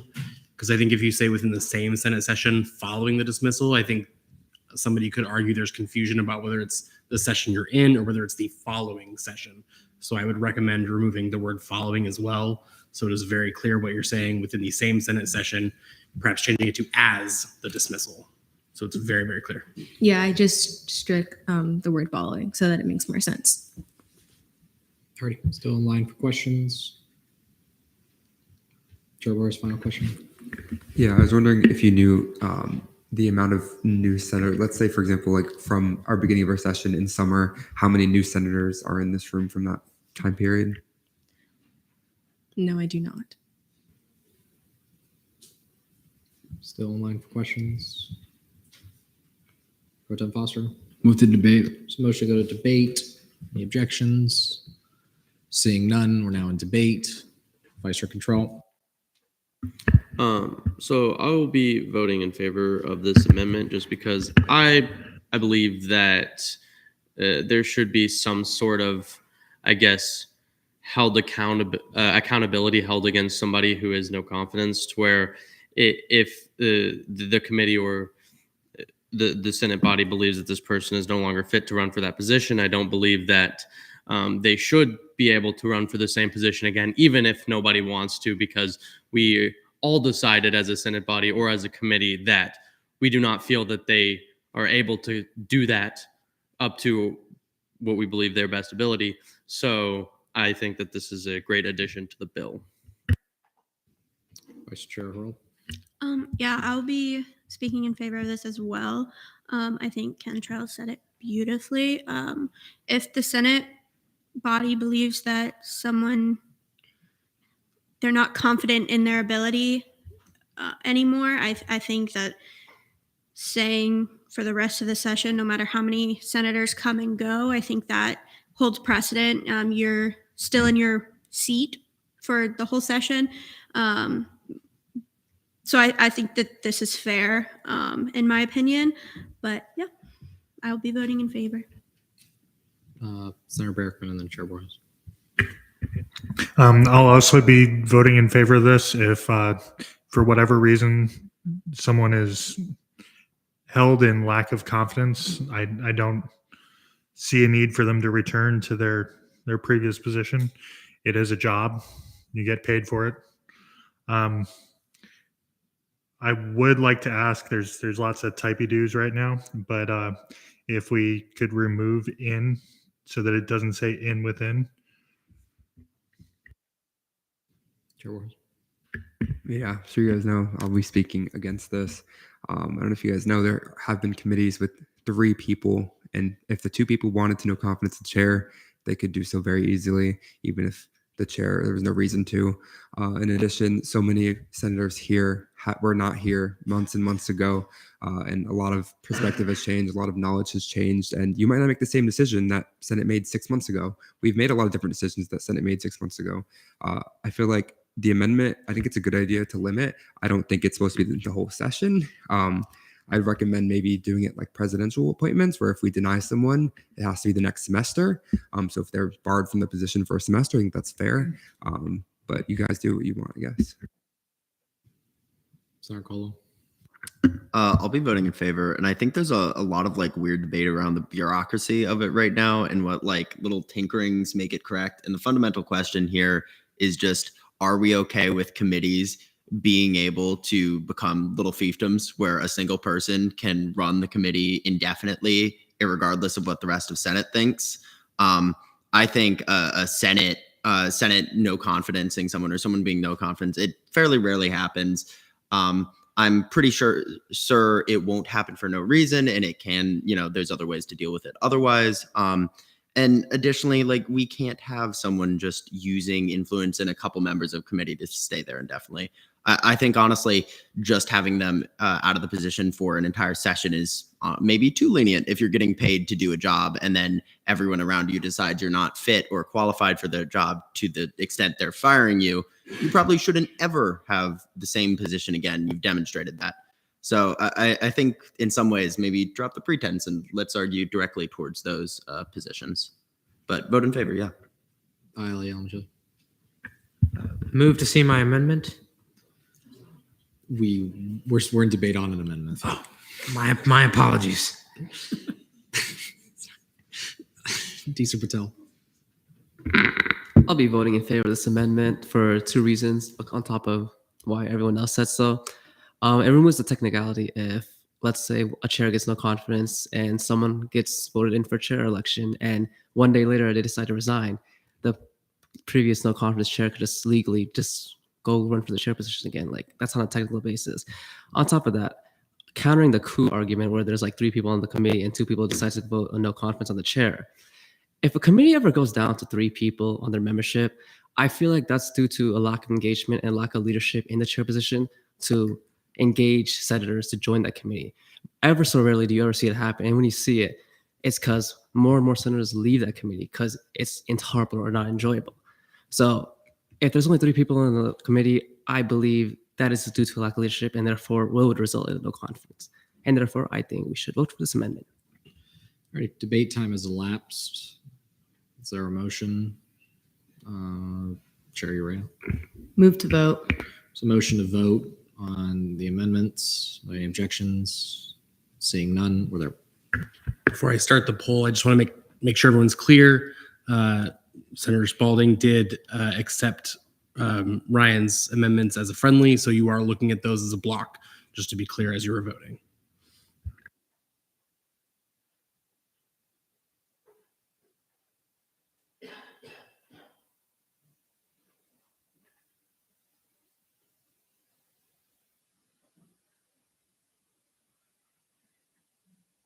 All right, vote count of 27 to 2 to 3. The amendments pass favorably. We are still in debate.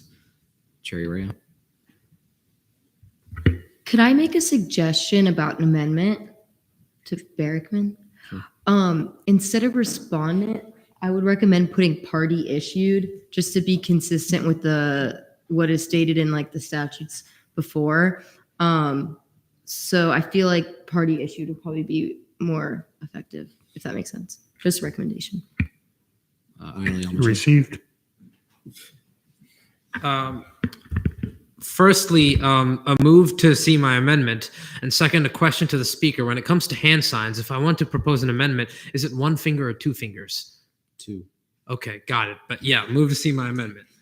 It is why I called on you. You had 2 fingers. Okay. There's a motion to see Aile Almachili's amendment. Are there any objections? Seeing none. Motion. Chair Turnbull. Move for 5-minute speeches, 5-minute questioning, 5-minute debate. Move for 5-minute speeches, 5-minute questioning, 5-minute debate. Any objections? Seeing none. Senator Almachili, 5 minutes. So essentially, I added this amendment to close any potential loopholes. This bill is overall pretty great. I think it's a pretty good measure of accountability, and this amendment is intended to support that bill so that a senator may not use the vagueness in the statutes to say, let's say that if somebody is no confidence, they could just resign from Senate. Perhaps if there's a vacancy, 2 semesters after, decide to be reappointed to Senate in the same session and perhaps run for chair.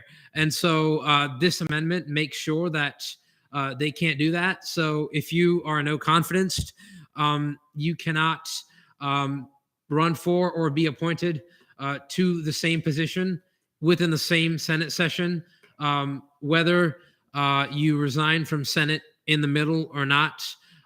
This is just a hypothetical, but it is there to close a potential loophole. Thank you. All right, we're now in line for questions. I'm going to go Pro Tem Foster and then Dealer Claw. Okay. So I understand the sentiment behind the amendment, but I guess I want to ask you if you think somebody with no confidence from a chair position and they resign from Senate for whatever reason, do you think that the president would reappoint them back to Senate again, maybe over somebody else? It's possible. I've seen it. I believe it's happened before. I'm not sure though. But if somebody is elected in SG elections in March, takes office in April, resigns in the summer, perhaps due to a myriad of reasons, I don't know. People have stuff during the summer, and they want to be reappointed back to Senate, maybe in the fall or maybe in the subsequent spring. That's possible. That's up to the president. I'm not here to judge what the president would do, but yeah. May I direct a question, the same question to both Senator Yalamanchelli and Attorney General Moore? Sure. First, for Yalamanchelli, do you not think that the wording of, especially considering the amendment we just passed, do you not believe that that covers this loophole, since it says the same Senate session and it doesn't say that's the individual seat, it says the individual as a person? Yes, that could be the case, but it doesn't explicitly say it. So the amendment is there so that there is no potential vagueness. Follow up? Well, for the Attorney General to answer the same question. Is there a motion for the Attorney General to speak? So moved. Any objections? Seeing none, AG Moore.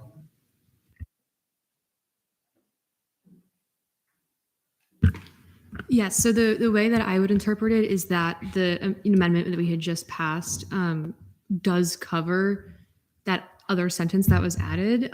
So the part about not being appointed to that same position within the same session, I would take as covering what was added. All righty, we're still in line for questions. Senator McNutt. Move to debate. So motion to go to debate. Are there any objections? Is that an objection? Withdrawal. Ali Yalamanchelli, you have a question about. I would like to withdraw my amendment in light of Attorney General Moore's comments. If she judges that the bill as is covers what I added, I have no reason to not believe her, so I'm withdrawing my amendment. Thank you. All righty. The amendment's been withdrawn. We're still in debate on the bill. Chair Almanar. Move to see my amendments. So motion to see Chair Almanar's amendments. Are there any objections? Is that an objection? Move to see his amendments as technicals. I'm not. I will see yours as a technical, Barrickman's, but I think there's probably questions there. Chair Almanar. I only added these Wait. because No. I'm saying make the motion. Okay, motion to see my amendments. There's a motion to see Chair Almanar's amendments. Are there any objections? Pro Tem Foster, is that an objection? Yes, I just want to. Do you withdraw? I do. Pro Tem Foster. Brody, there's like anonymous people commenting on the doc, and it just makes it difficult because I don't understand the thought process behind some of the comments. So I don't know. Can you maybe delete them? If they're anonymous, they may very well be a senator that's just not signed into Google. So if you have an amendment and it's showing up as anonymous, say so.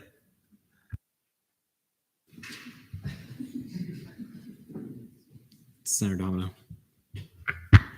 I am the anonymous 842. I'm just a grammar person, so I'm just doing a bunch of technical English grammar related things. But I will find my Google account and sign in. So yeah, anonymous 842 is aye. All right, you're still in debate. Chair Almanar. Move to see my amendments. There's a motion to see Chair Almanar's amendments. Are there any objections? Seeing none, is there a motion for speech, question, debate? Deal McClellan. 2-minute speeches, 2-minute questioning, 2-minute debate. There's a motion for 2-minute speeches, 2-minute questioning, 2-minute debate. Any objections? Seeing none. Chair Almanar. I only wrote these because the process of a no confidence, I believe, also happens in committee. I'm just thinking out. It also happens in a caucus as well. Yes, it does. So just saying student body senate might be too vague, and those in a committee or a caucus might want to do it a separate way, which could lead to some confusion. I just want it to be like the same for all different Senate meetings, whether it be a caucus, a committee, or just our regularly scheduled Senate meetings. All right, we're now in line for questions. Deal McClellan. Move to debate. The motion go to debate. Any objections? Seeing none, we're now in debate. Vice Chair Control. Oh. Is that an objection?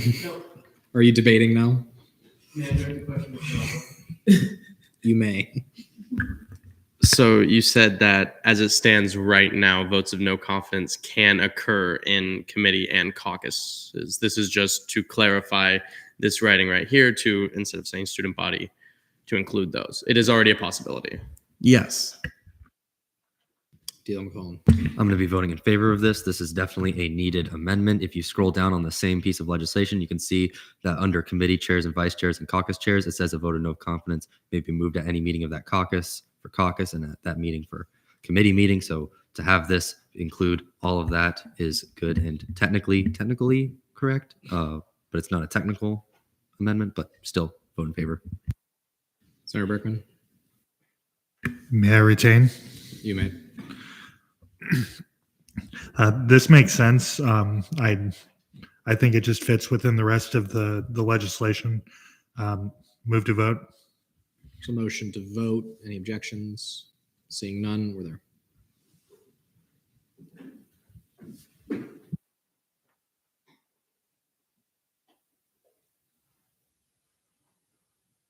Vote count of 30 to 1 to 0. The amendments pass favorably. We are still in debate. Chair Borges. Move to see my amendment. Supposed to see Chair Borges' amendment. Are there any objections? Is that an objection? Yes. Chair Borges, do you withdraw? Is it a question or an actual objection? If so, I'll withdraw. I just feel like it's clear already. I do not withdraw. Alrighty. So we're going to pro con it. Pro the objection is going to be Berkman. Con is Borges.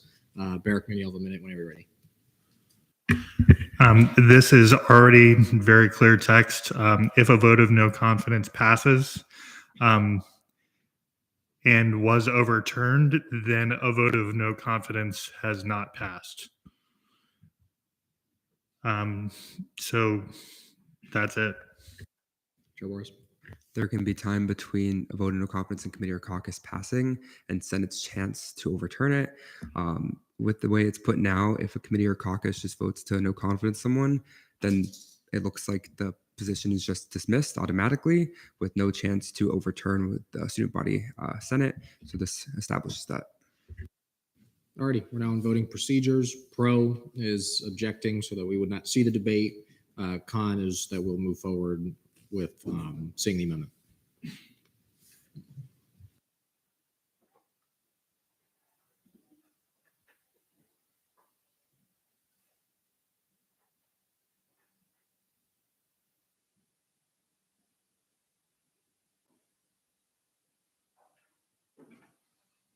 Vote count of 18 to 8 to 5. The objection carries. We are still in debate.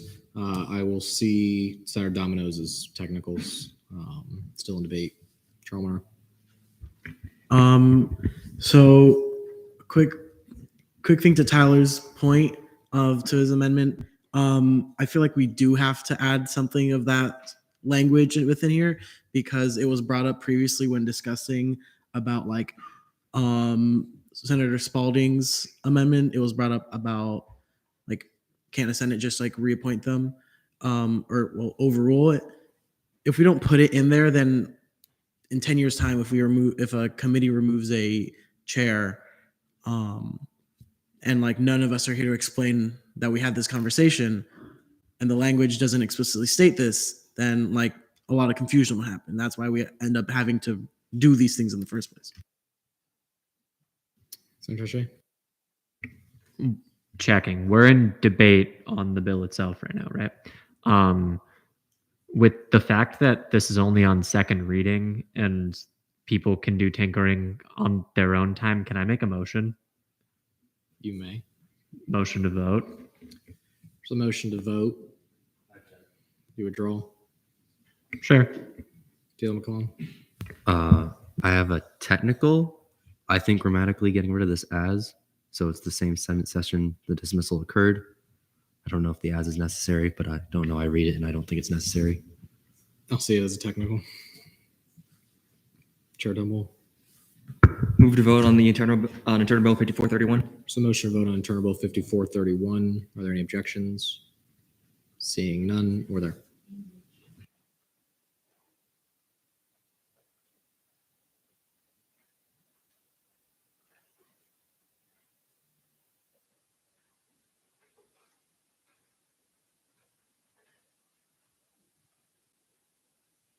Vote count of 29 to 2-0. Internal bill 5431 passes favorably on second reading. Internal bill 5432 updates Title IV, the executive branch. Pro Tem Foster, 5 minutes when you're ready. Hey guys, I'll try not to keep you for a super long time, but I worked on this bill with Attorney General Moore. She sponsored it about 2 weeks ago. So I guess this is for me. You know, I think Attorney General Moore is amazing. She comes to Senate every week, gives an oral report. So people are in the loop on what she's doing, what she's working on. If you ever have any questions for her or you don't understand something she's doing, you get to ask that to her right here in person. Because I do understand that we all don't have the luxury to be in the office 24/7 because we have lives outside of Senate. The initial thought process behind this bill was to allow all director level positions or their equivalent. For example, Director Turner is the director of comms right now. So if that position were to change to maybe communication and outreach next presidential session, or the director of student affairs or anything along the lines of that, it would require them to come to Senate at least once a month to present an oral report. So everybody who comes to Senate, all the senators can ask questions, find out what we're doing, find out what they're doing. Because I find oftentimes I'll have to physically kind of go up to somebody and be like, hey, like, what are you working on? Can I work with you, to kind of get an understanding of what they're doing? And I think it'd just be really good for them to come to Senate at least once a month, and then they get to explain like what they're doing, and then everybody can ask questions. It just opens room for collaboration amongst a lot of other things, and I yield the rest of my time. All right, we're now in line for questions. Sarah Beckman. So this just takes a bit of the burden off of AG Moore, but also brings in the other cabinet members so that they can tell us what's going on. AG Moore, she enjoys coming to Senate, and then on the next piece of legislation, you'll kind of see I kind of added a spot for the Attorney General on the agenda. So the next AG will be almost required to come in and give a report every meeting. But this does give more, I guess, flexibility. So AG Moore wouldn't have to say like what the Director of Communications is doing or governmental affairs or, you know, anybody else. That person will actually be able to come to Senate and speak on behalf of themselves and like what their team is doing. Okay, thank you. So I guess more so like my curiosity, couldn't the president be the one to provide those updates on that behalf of the coordinators and the directors? Yeah, I would argue that the president can do that, but I guess it would be, well, I won't be here, but I guess whoever the next president is, I guess would the Senate trust them to come once a month to give a report about what a specific person or team is doing, and would Senate be willing to hold the president accountable to that? So I guess it kind of gives more people to hold accountable rather than just the president. Senator Yelmcha. One question, if I may, to Attorney General Moore. Is there a motion for a non-committee member to speak? Any objections? Seeing none, Senator Yelmchilli. So I understand that with current statutes, you are required to present a report to Senate at every Senate meeting.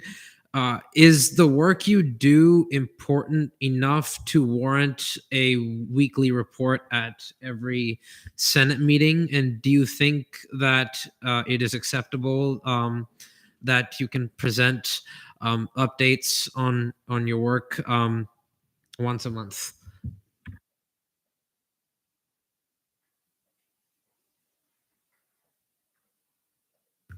If I understand the question correctly, yes, I think there's enough to talk about every week, kind of as I usually do in cabinet form.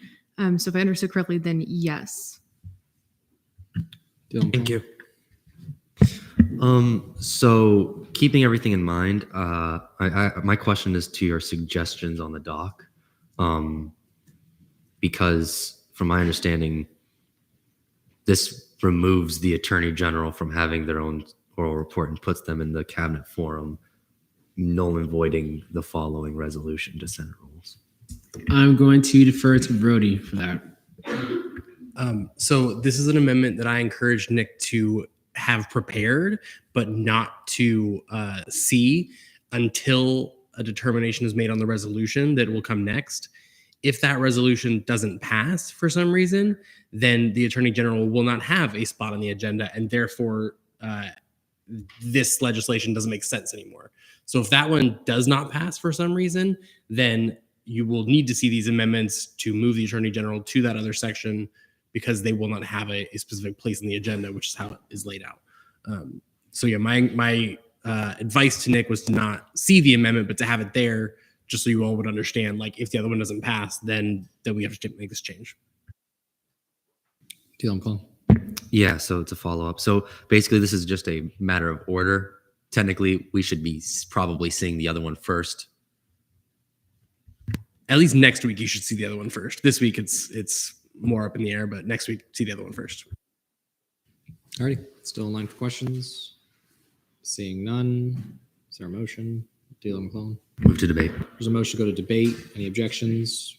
Seeing none, we're now in debate. Senator Yalom-Chile. So I support this bill, and I believe that it is good to clarify that the members of the executive branch are accountable and should be updating us on their work to the Senate. That's a good thing. I also do agree with the amendments as they stand, and I think it's fine that the Attorney General only needs to update Senate once in a month. And I do see the reason why this wouldn't be the case for Comptroller, because fiscal matters are important enough to the point where the Senate does need to know what the current CRT account balance is and other pertinent fiscal information. So I agree with the bill, and I agree with the amendments that are there, and I'm going to be voting in favor, and I encourage y'all to do the same. Jerry Ria. Mayor Retain. Is that a point of information? I'll let D'Lo McClellan go, and then Yeah.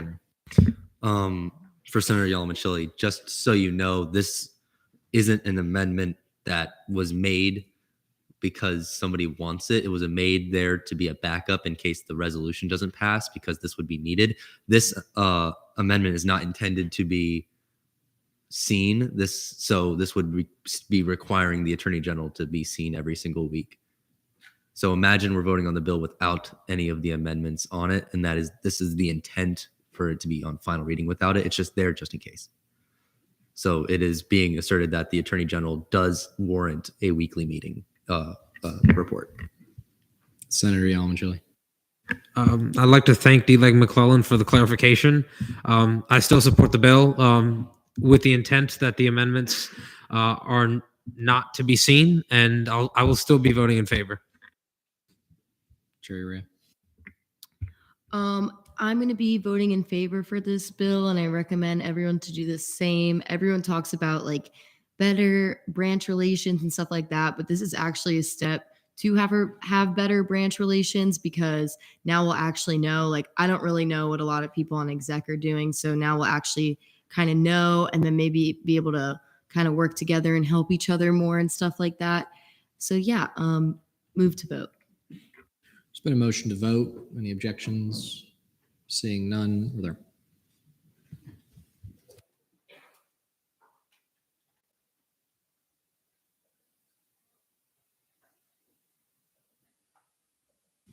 Vote count of 26 to 1 to 3. Internal Bill 5432 passes favorably on second reading. Moving right along, resolutions. Is there a motion? Senator Berrickman. Move for a 5-minute recess. Do you withdraw?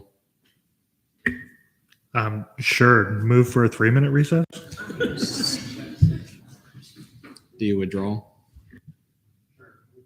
Move for a 2.5-minute recess. Do you withdraw? Move for a 2-minute recess. Wait. Before we do that. No. Wait, hey, everyone wait. Senator Beck, can you just explain why? Just so we Yes, I see people like funneling in and out. I would also like to funnel in and out real quick, but I'd like to be here for our actual business, and I'm sure there are other people that would too. Cherry Ram. This is going to be such a quick bill, most likely, and that's the last thing on the agenda for tonight. So I don't really think there's a point of a recess when we could probably be out of here in like 20 minutes. Pro Tem Foster. I'm going to motion for a 2-minute recess. It's just 2 minutes. He wants to go for 2 minutes, just 2 minutes. So I'm going to make the motion. Are there any objections? Alrighty, 2-minute recess.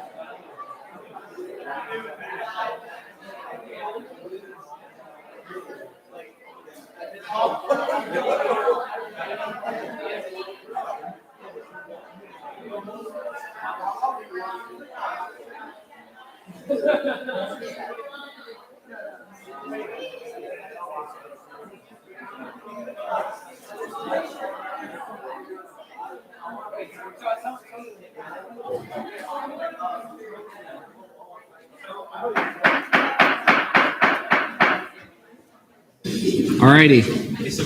I reconvene this meeting at 9:06 p.m. Still at resolutions. Was there a motion for speech, question, and debate? Chair Dumble. Move for 5-minute speeches, 5-minute questioning, 5-minute debate. Motion for 5-minute speeches, 5-minute questioning, 5-minute debate. Are there any objections? Seeing none. Pro Tem Foster, 5 minutes whenever you're ready. All right, and everybody wants to go home, so I'll be super quick. So again, I wrote this bill with Attorney General Moore. So all this bill does is just change the way that our agenda is currently formatted. So it just adds a spot on the agenda where the Attorney General is required to come to Senate and present an oral report. They can answer questions, give you updates on what's going on, make recommendations for statutes, all the things that Attorney General Moore currently does right now. She just answered a question a few minutes ago to Senator Yalamanchili on whether she thinks that it's important that the Attorney General does come to Senate and provide an update once a week. Her answer to that was yes, and I yield for any questions. Alrighty, we're now in line for questions. Deal and call. If there are not any questions, move to debate. There's a motion to debate. Are there any objections? Seeing none, we're now in debate. Deal and call. May I retain? You may. Yeah, so basically everything that Pro Tem Foster just said and all of the things that we heard and discussed with the previous legislation as well makes sense. No reason to not vote for this. Move to vote. So motion to vote on resolution 5436. Are there any objections? Seeing none, we're now there.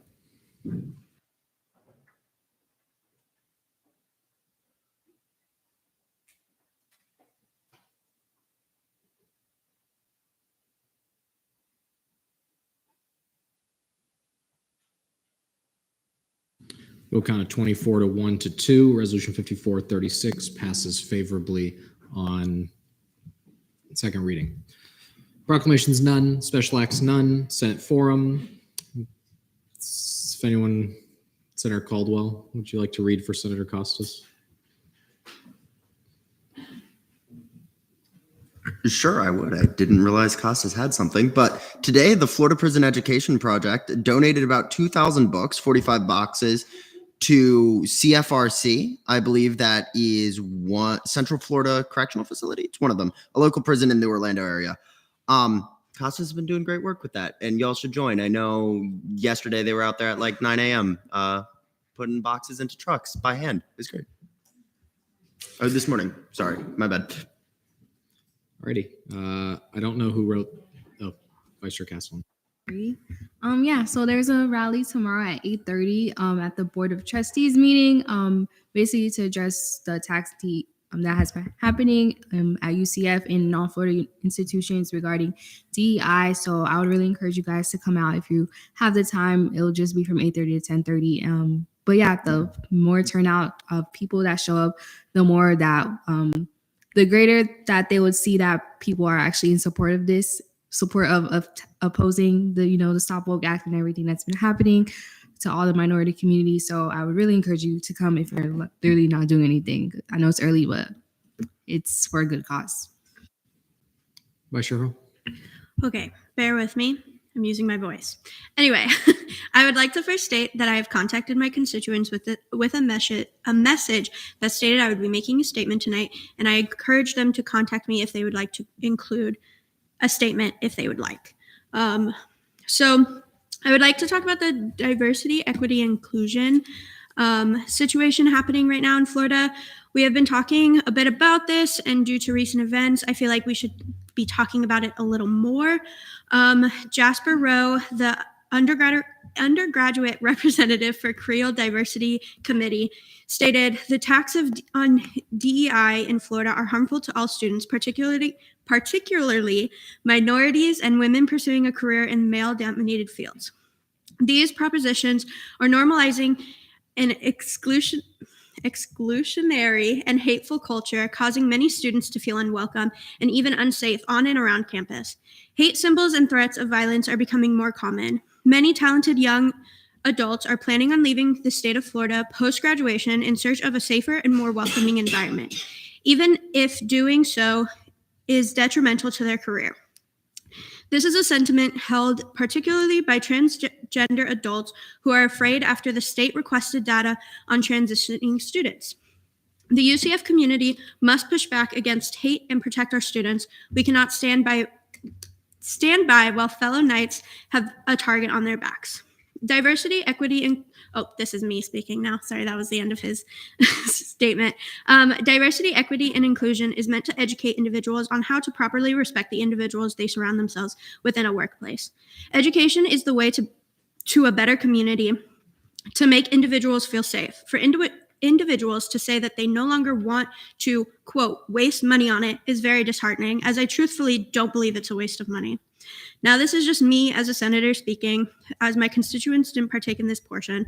Never in my 4 years of being at UCF was diversity, equity, and inclusion shoved down my throat. I would love to see SG agents represent all of UCF and not speak on behalf of UCF as a whole when they did not represent the majority of UCF students. I understand that using your voice is important, no matter your stance. However, UCF is when UCF is represented by an SG agent on national news, people are safe to assume this is how the whole of UCF feels, which is not always the case. I think this is something we need to keep each other accountable in situations of this nature.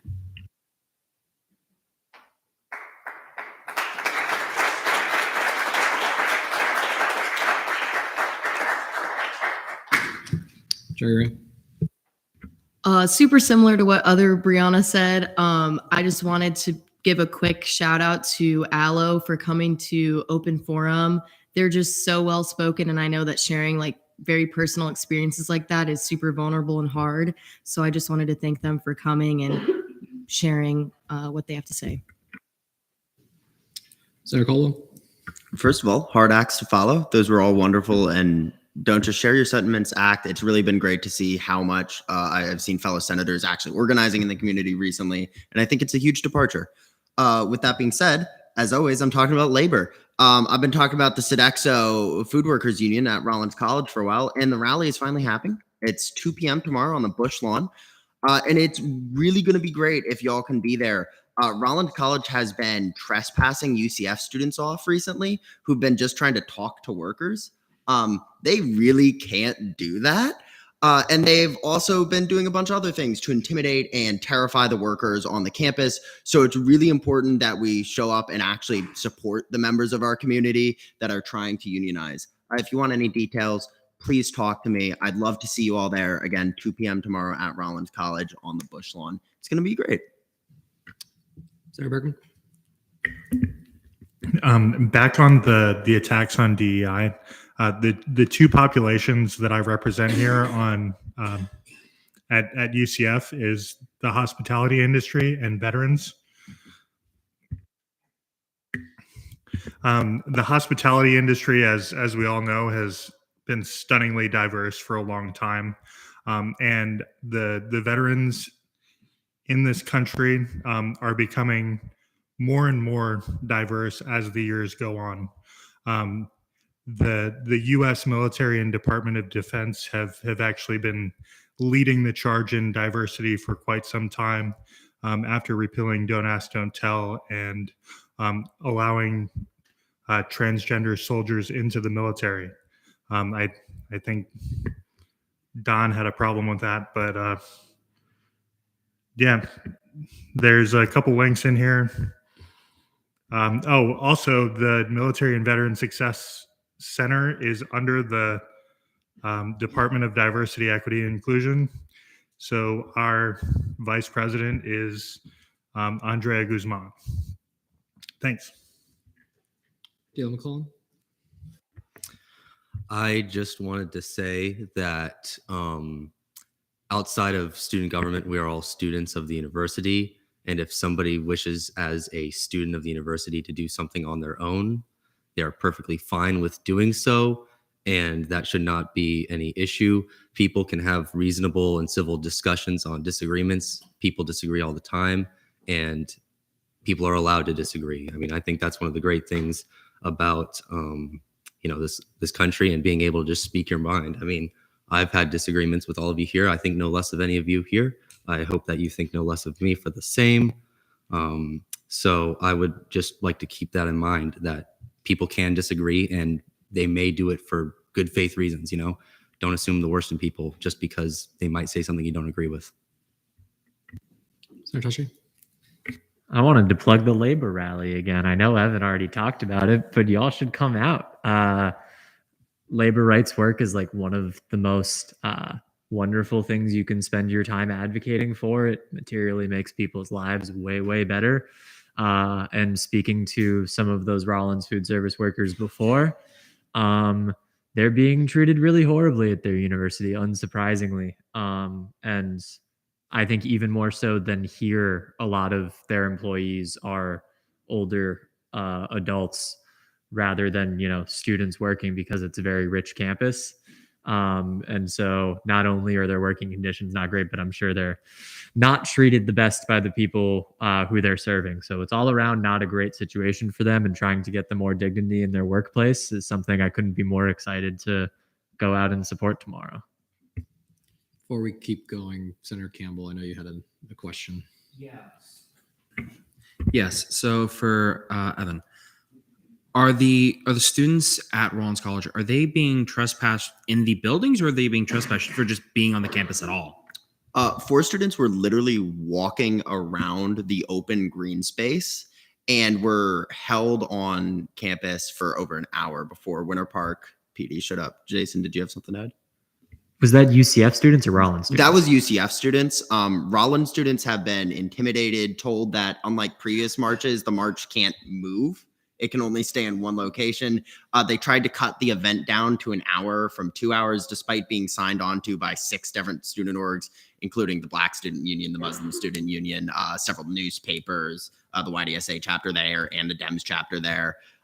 So yeah, there's been a ton of intimidation on all parts. And the only way that changes is by forcing university's hand to actually support the union. Sorry, Michelle. All right, so I would like to echo the sentiments of Vice Chair Harrell, Vice Chair Castellan, and Chair Urea. I do think that it is extremely, extremely, extremely important for this Senate to understand what is at stake. The state government's attacks on DEI initiatives and on LGBTQ plus students and on students of racial minorities is pretty bad.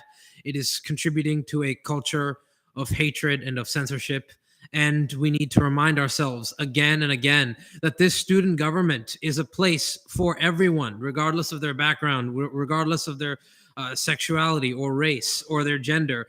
And so it is our duty and our solemn responsibility to ensure that this student government and that this campus of ours that we take for granted remains in the future and even now a safe place for everyone, and that we must do everything we can within our power in order to make sure that people continue feeling welcome here. And I would like to say that this is a matter of urgency. This is not a matter that the student government can wait on.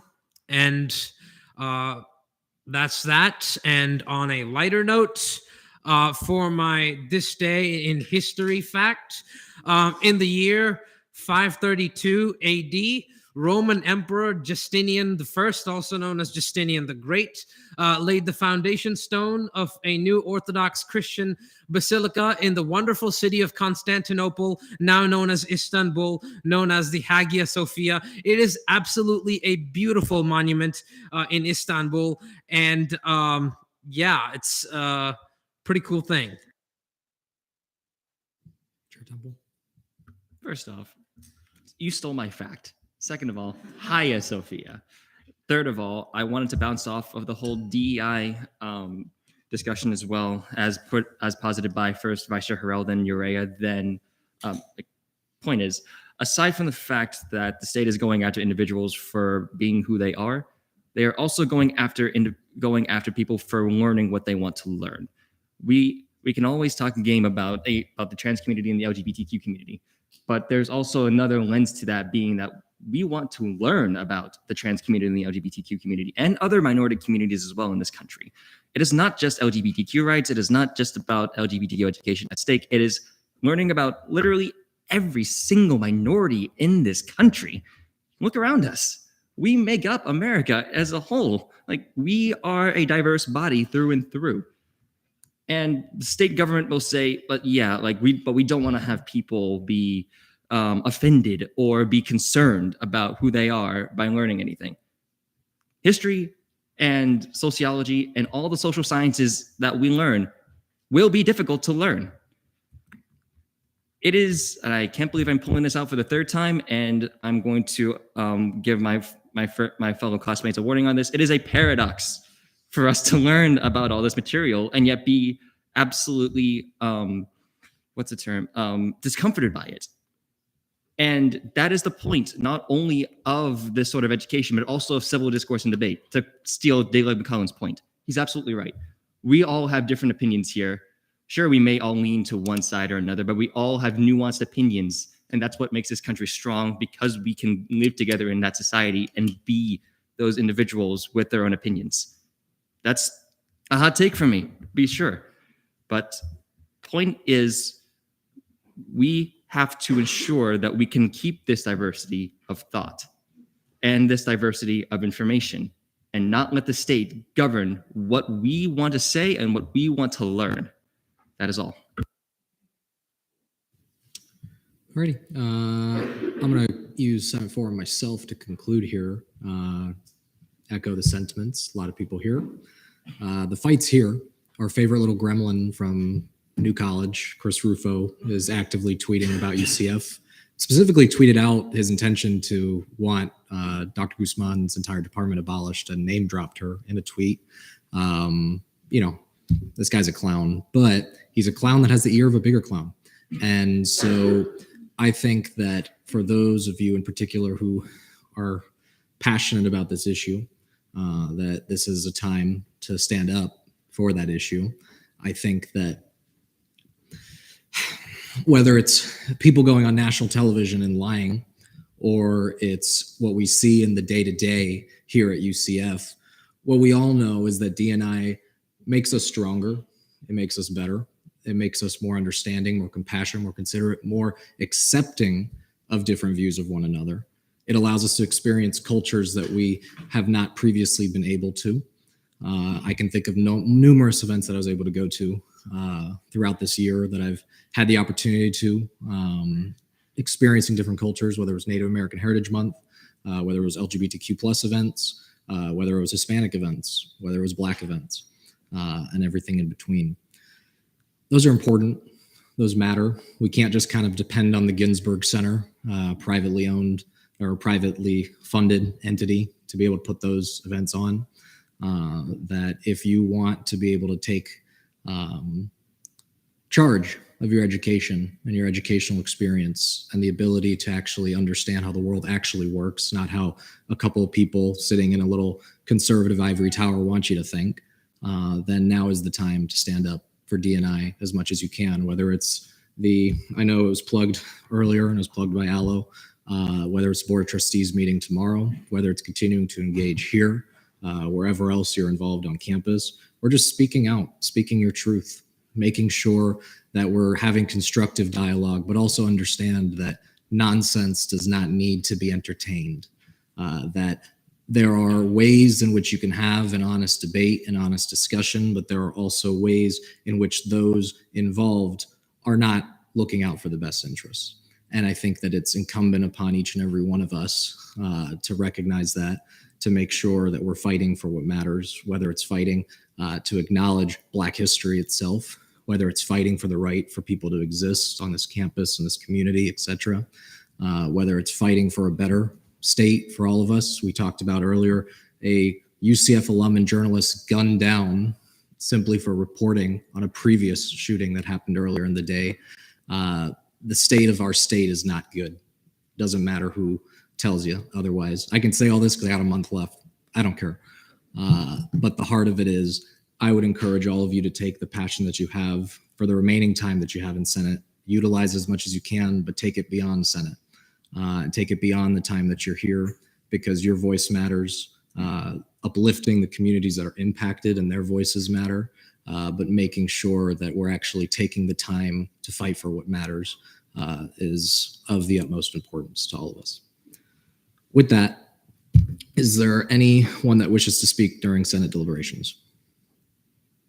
Seeing none, advisory report, Brody. All right. Good evening, everyone. I don't know what Brown was thinking. There was no way Senator Shoutouts was going to take less than 20 minutes. So just kidding. Okay. So a couple of quick things. As Dylan started to mention, you all have 3 Senate meetings left after tonight, 3 meetings. You'll notice your legislation generally takes 3 readings. So if you've been sitting on a resolution or sitting on some idea that would make Senate better, now would be the time. So definitely try to submit anything you want to be seen by next week. Otherwise, we'll run out of time, and that will be very sad for you. And I will feel bad, but I will do nothing to help. Also, midterms are coming. Some of you may have had them already. I don't know what your schedules are. So focus on your classes. That's important. Do that. On that note, reach out if you need help, if you need support. Even if it's not related to student government or it's not related to your classes, if you need support, reach out. At the very least, I have lots of resources across campus that I can try to give you to help. And, I'm pretty smart, so I can hopefully try to help you as well. At the very least, beyond that, I can just listen, So if you need support regarding anything, please reach out. Please let me know. I want to be there to support you. And frankly, even after you're no longer a senator, you're no longer associated with student government, I will be your advisor forever. And I will always be happy to sit with you and talk with you and hear about whatever it is you got going on and give advice if you want it, or just be an ear if that's what you need. So reach out for support. And if it's not me, reach out to somebody else that you have. Hopefully you have support networks. And if you don't feel like you do, you at least have me. So yeah, I'll leave it at that. Yeah, Senator shoutouts. Who's got them? Spalding. Okay, I have 3, so bear with me. First, I want to shout out Allo, always and forever, for just being so brave. They are truly an inspiration for just speaking out, speaking up.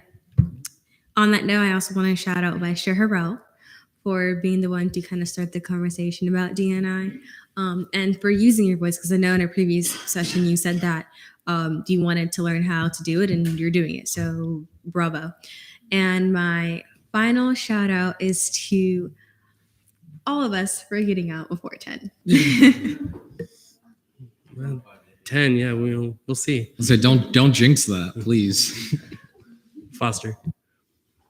Actually, I have a couple. I'll make it quick because I know you want to get out. So this is, I guess, this one is a combined shout out. I feel like these 2 people are super underappreciated, super underlooked. I feel like we talk about committees that run smoothly and chairs that do their jobs, but I feel like I never hear shout outs for Chair Millington and Chair Urea. So I want to give them a super quick shout out.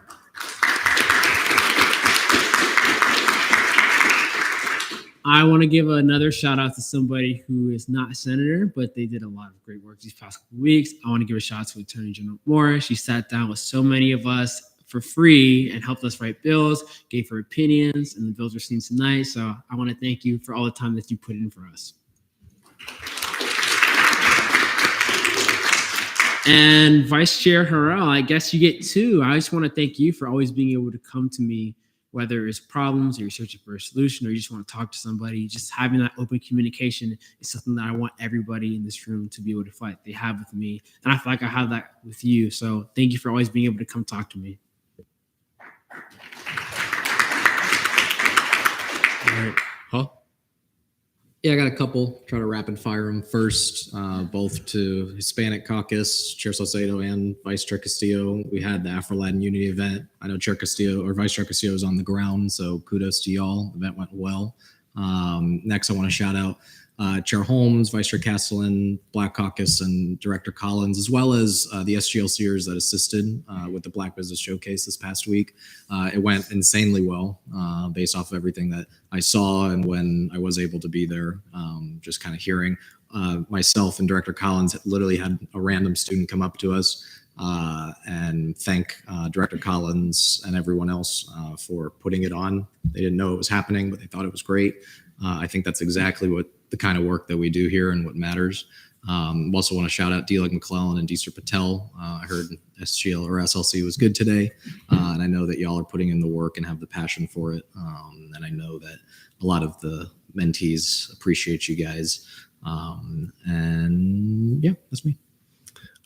Speaking of Black Caucus, they got in some really dope tote bags, and they're not dated, so they'll be perfect for next year's Black History Month, as well as this year. Like, that's not like they're really, really cool. They look really, really good. So if you haven't seen them, go check them out. I think they're still at Jade's desk or somewhere around there. Okay, Uriah.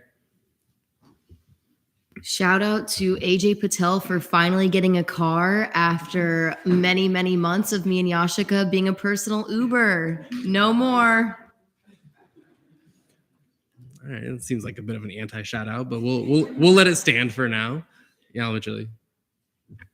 Firstly, I would like to give my first shout out to Allo because today they spoke in favor of protecting minorities of all kinds. It was a speech that I loved, and it was a speech that was moving and that I really took to heart. And so I do really thank Allo for standing up for everyone and for being a voice of hope. And so I really thank you, Allo. I also shout out to Chair Almanar for helping to organize a successful walkout that happened today at 12 o'clock on Memory Mall for the same cause. And shout out to Chair Holmes and Black Caucus for an excellent Black Business Showcase this week. Shout out to GAP for excellent work. The progress towards Day at the Capitol marches on.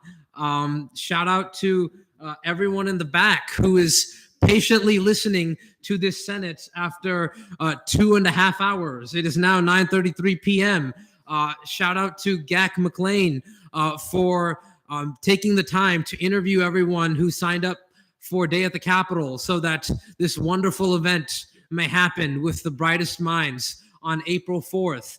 And on behalf of Senator Costas, shout out to his girlfriend for her 21st birthday.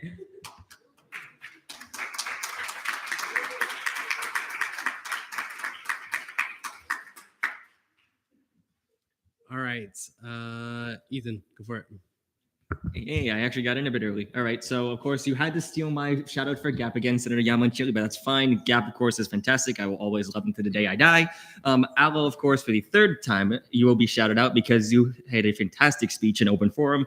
All the caucuses in general, women's, APIA, Black Caucus, doesn't matter. All of you get a shout out because you guys do fantastic work and show what it truly means to be a minority serving institution within an institution.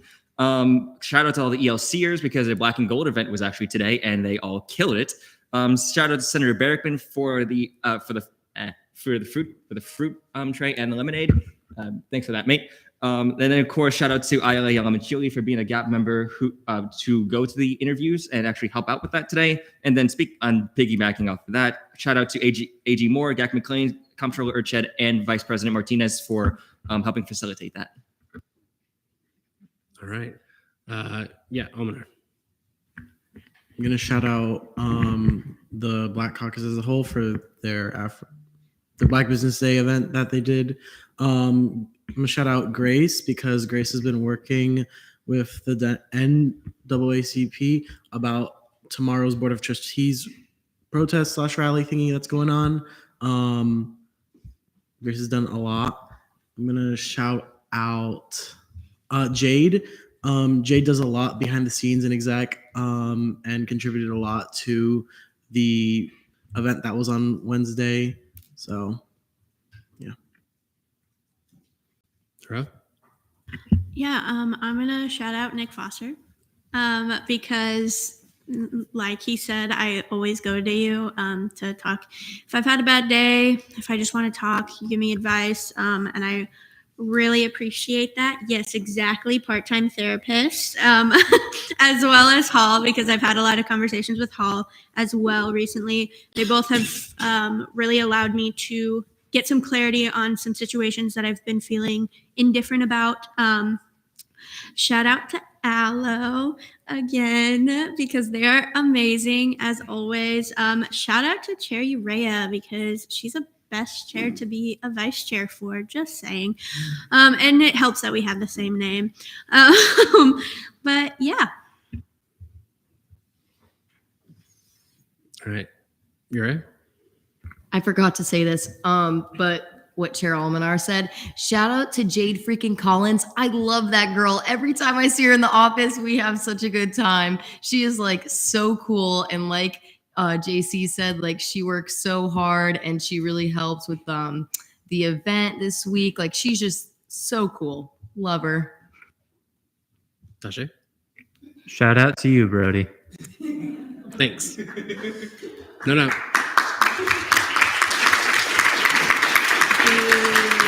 Thank you. All right. Any other shout outs?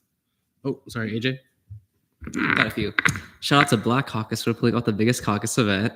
Shout out to Annabelle JC for being the best teammates. Shout out to Ryan and Nick for being my right-hand man in SLC. Shout out to Brody for always being there for us. And then from the bottom of my heart, shout out to Brianna, Nick, JC, and Yashka. Without them driving me around to get here and back, I would not be able to be in the position, the person I am today. They're like family. That was fast. You're going to have to add those in yourself. All right. Y'all want chili? Lastly, this is my last shout out. That goes to Chair Moda, because her vibes are immaculate and are extremely inspiring in Women's Caucus. So I very much thank you for that. All right. For the vibes. Netta's not here, but I'll pass it off to Aloe. I miss Netta. It's not the same without her. Okay. This is like totally unrelated to like Senate business and totally personal, but I just have to like give a special shout out to FAO. They worked with me to get my RSO funded so that we could print our literary magazine, which I will be bringing free copies of once it's printed for all of you lovely people if you want one. But yeah, that was super lit, and Millington is a beast and phenomenal. I know that a lot is happening right now and a lot of people are tired and stressed. So what I do when I'm stressed is I craft. And one that I did like a long time ago when I was super depressed is I made a self-care menu.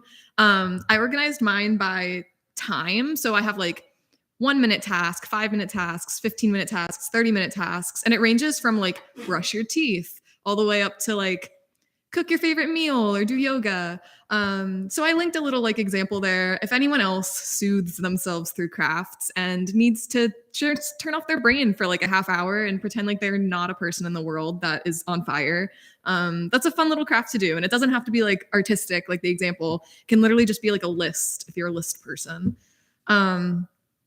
Lastly, I kind of wanted to echo some of what D. Like McClellan said about healthy discourse and healthy debate. I think that can be some of the most progressive form of education, especially in a student body like this. And I also want to like put myself forward as someone who is always open to having those conversations. I know that not every minoritized person is, because we are all tired for a variety of reasons. But if you ever want to talk about any of the stuff that's going on politically, socially, if you have questions, if you don't understand why someone feels the way they do, if you're intimidated by the beast that is activism, and maybe you don't want to jump into a protest or a rally, but you are interested in a resource or literally just a conversation, that's something I'm always open to. I really value hearing the thoughts of my peers. I really value hearing the opinions of people who don't agree with me. And I really value, explaining why I feel the way about things, why I feel the way I do about certain things. So yeah, I know that, like I said, activism is an intimidating beast to get into. Maybe you don't want to be involved in it, but you just want to understand what the heck is going on right now.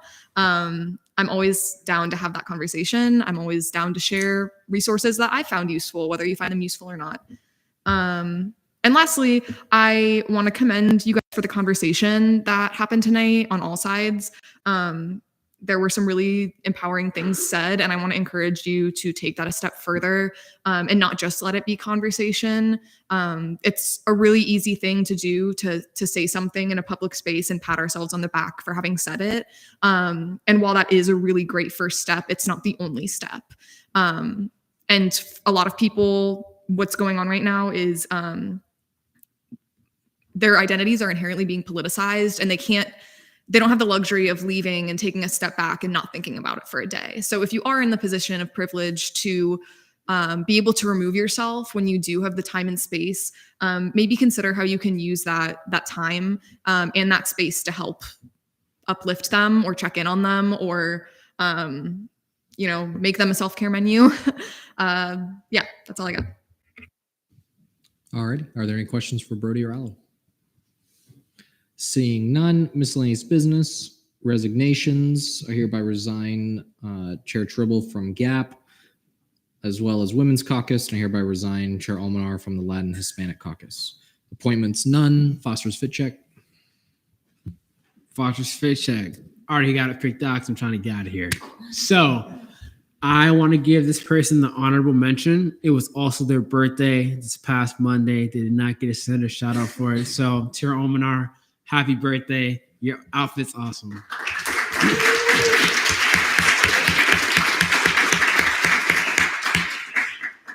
Number 3, I think I'm going to go with Vice Chair Nimbargi. I like the jean on jean fit. Matching the shirt, shoes, looks really good. So we're going to give it up for Vice Chair Nimbargi.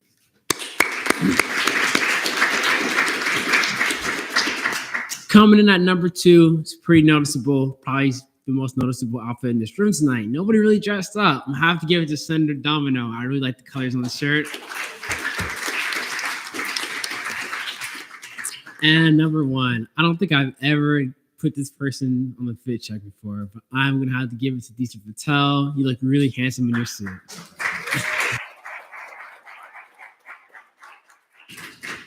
Alrighty. Senator Domino. Motion to adjourn pending final roll call. There's been a motion to adjourn pending final roll call. Are there any objections? Do you withdraw? Not at all. Well, I chose Senator Domino. Alrighty, there's a motion to adjourn. Any objections? Seeing none, please wait to pack up till after Chair Ray is done. Ethan, I will keep you in my thoughts tonight. Trainer. Present. Tribble. Here. Moda. Here. Kira. Nimbargi. Here. Donovan. McClellan. Sorry. Present. Millington. Present. Temple. Present. Capozzi. Caldwell. Spalding. Present. Castello. Present. Parmar. Cantrell. Present. Perry. Present. Shelah. Present. Butler. Present. Batasia. Present. Simcoe. Campbell. Domino. Present. Foster. Here. McNutt. Present. Yalaman Chili. Present. DeMarla. Here. Patel. Here. Uchoa. Harrell. Present. Borges. Here. Barrickman. Present. Almanar. Present. Castellan. Present. Hall. Here. Holmes. Costas. Duke. Here. Saucedo. Present. Tache. Here. All right. 33 out of 40 quorum is verified. Hereby adjourn this meeting at 9:44 p.m.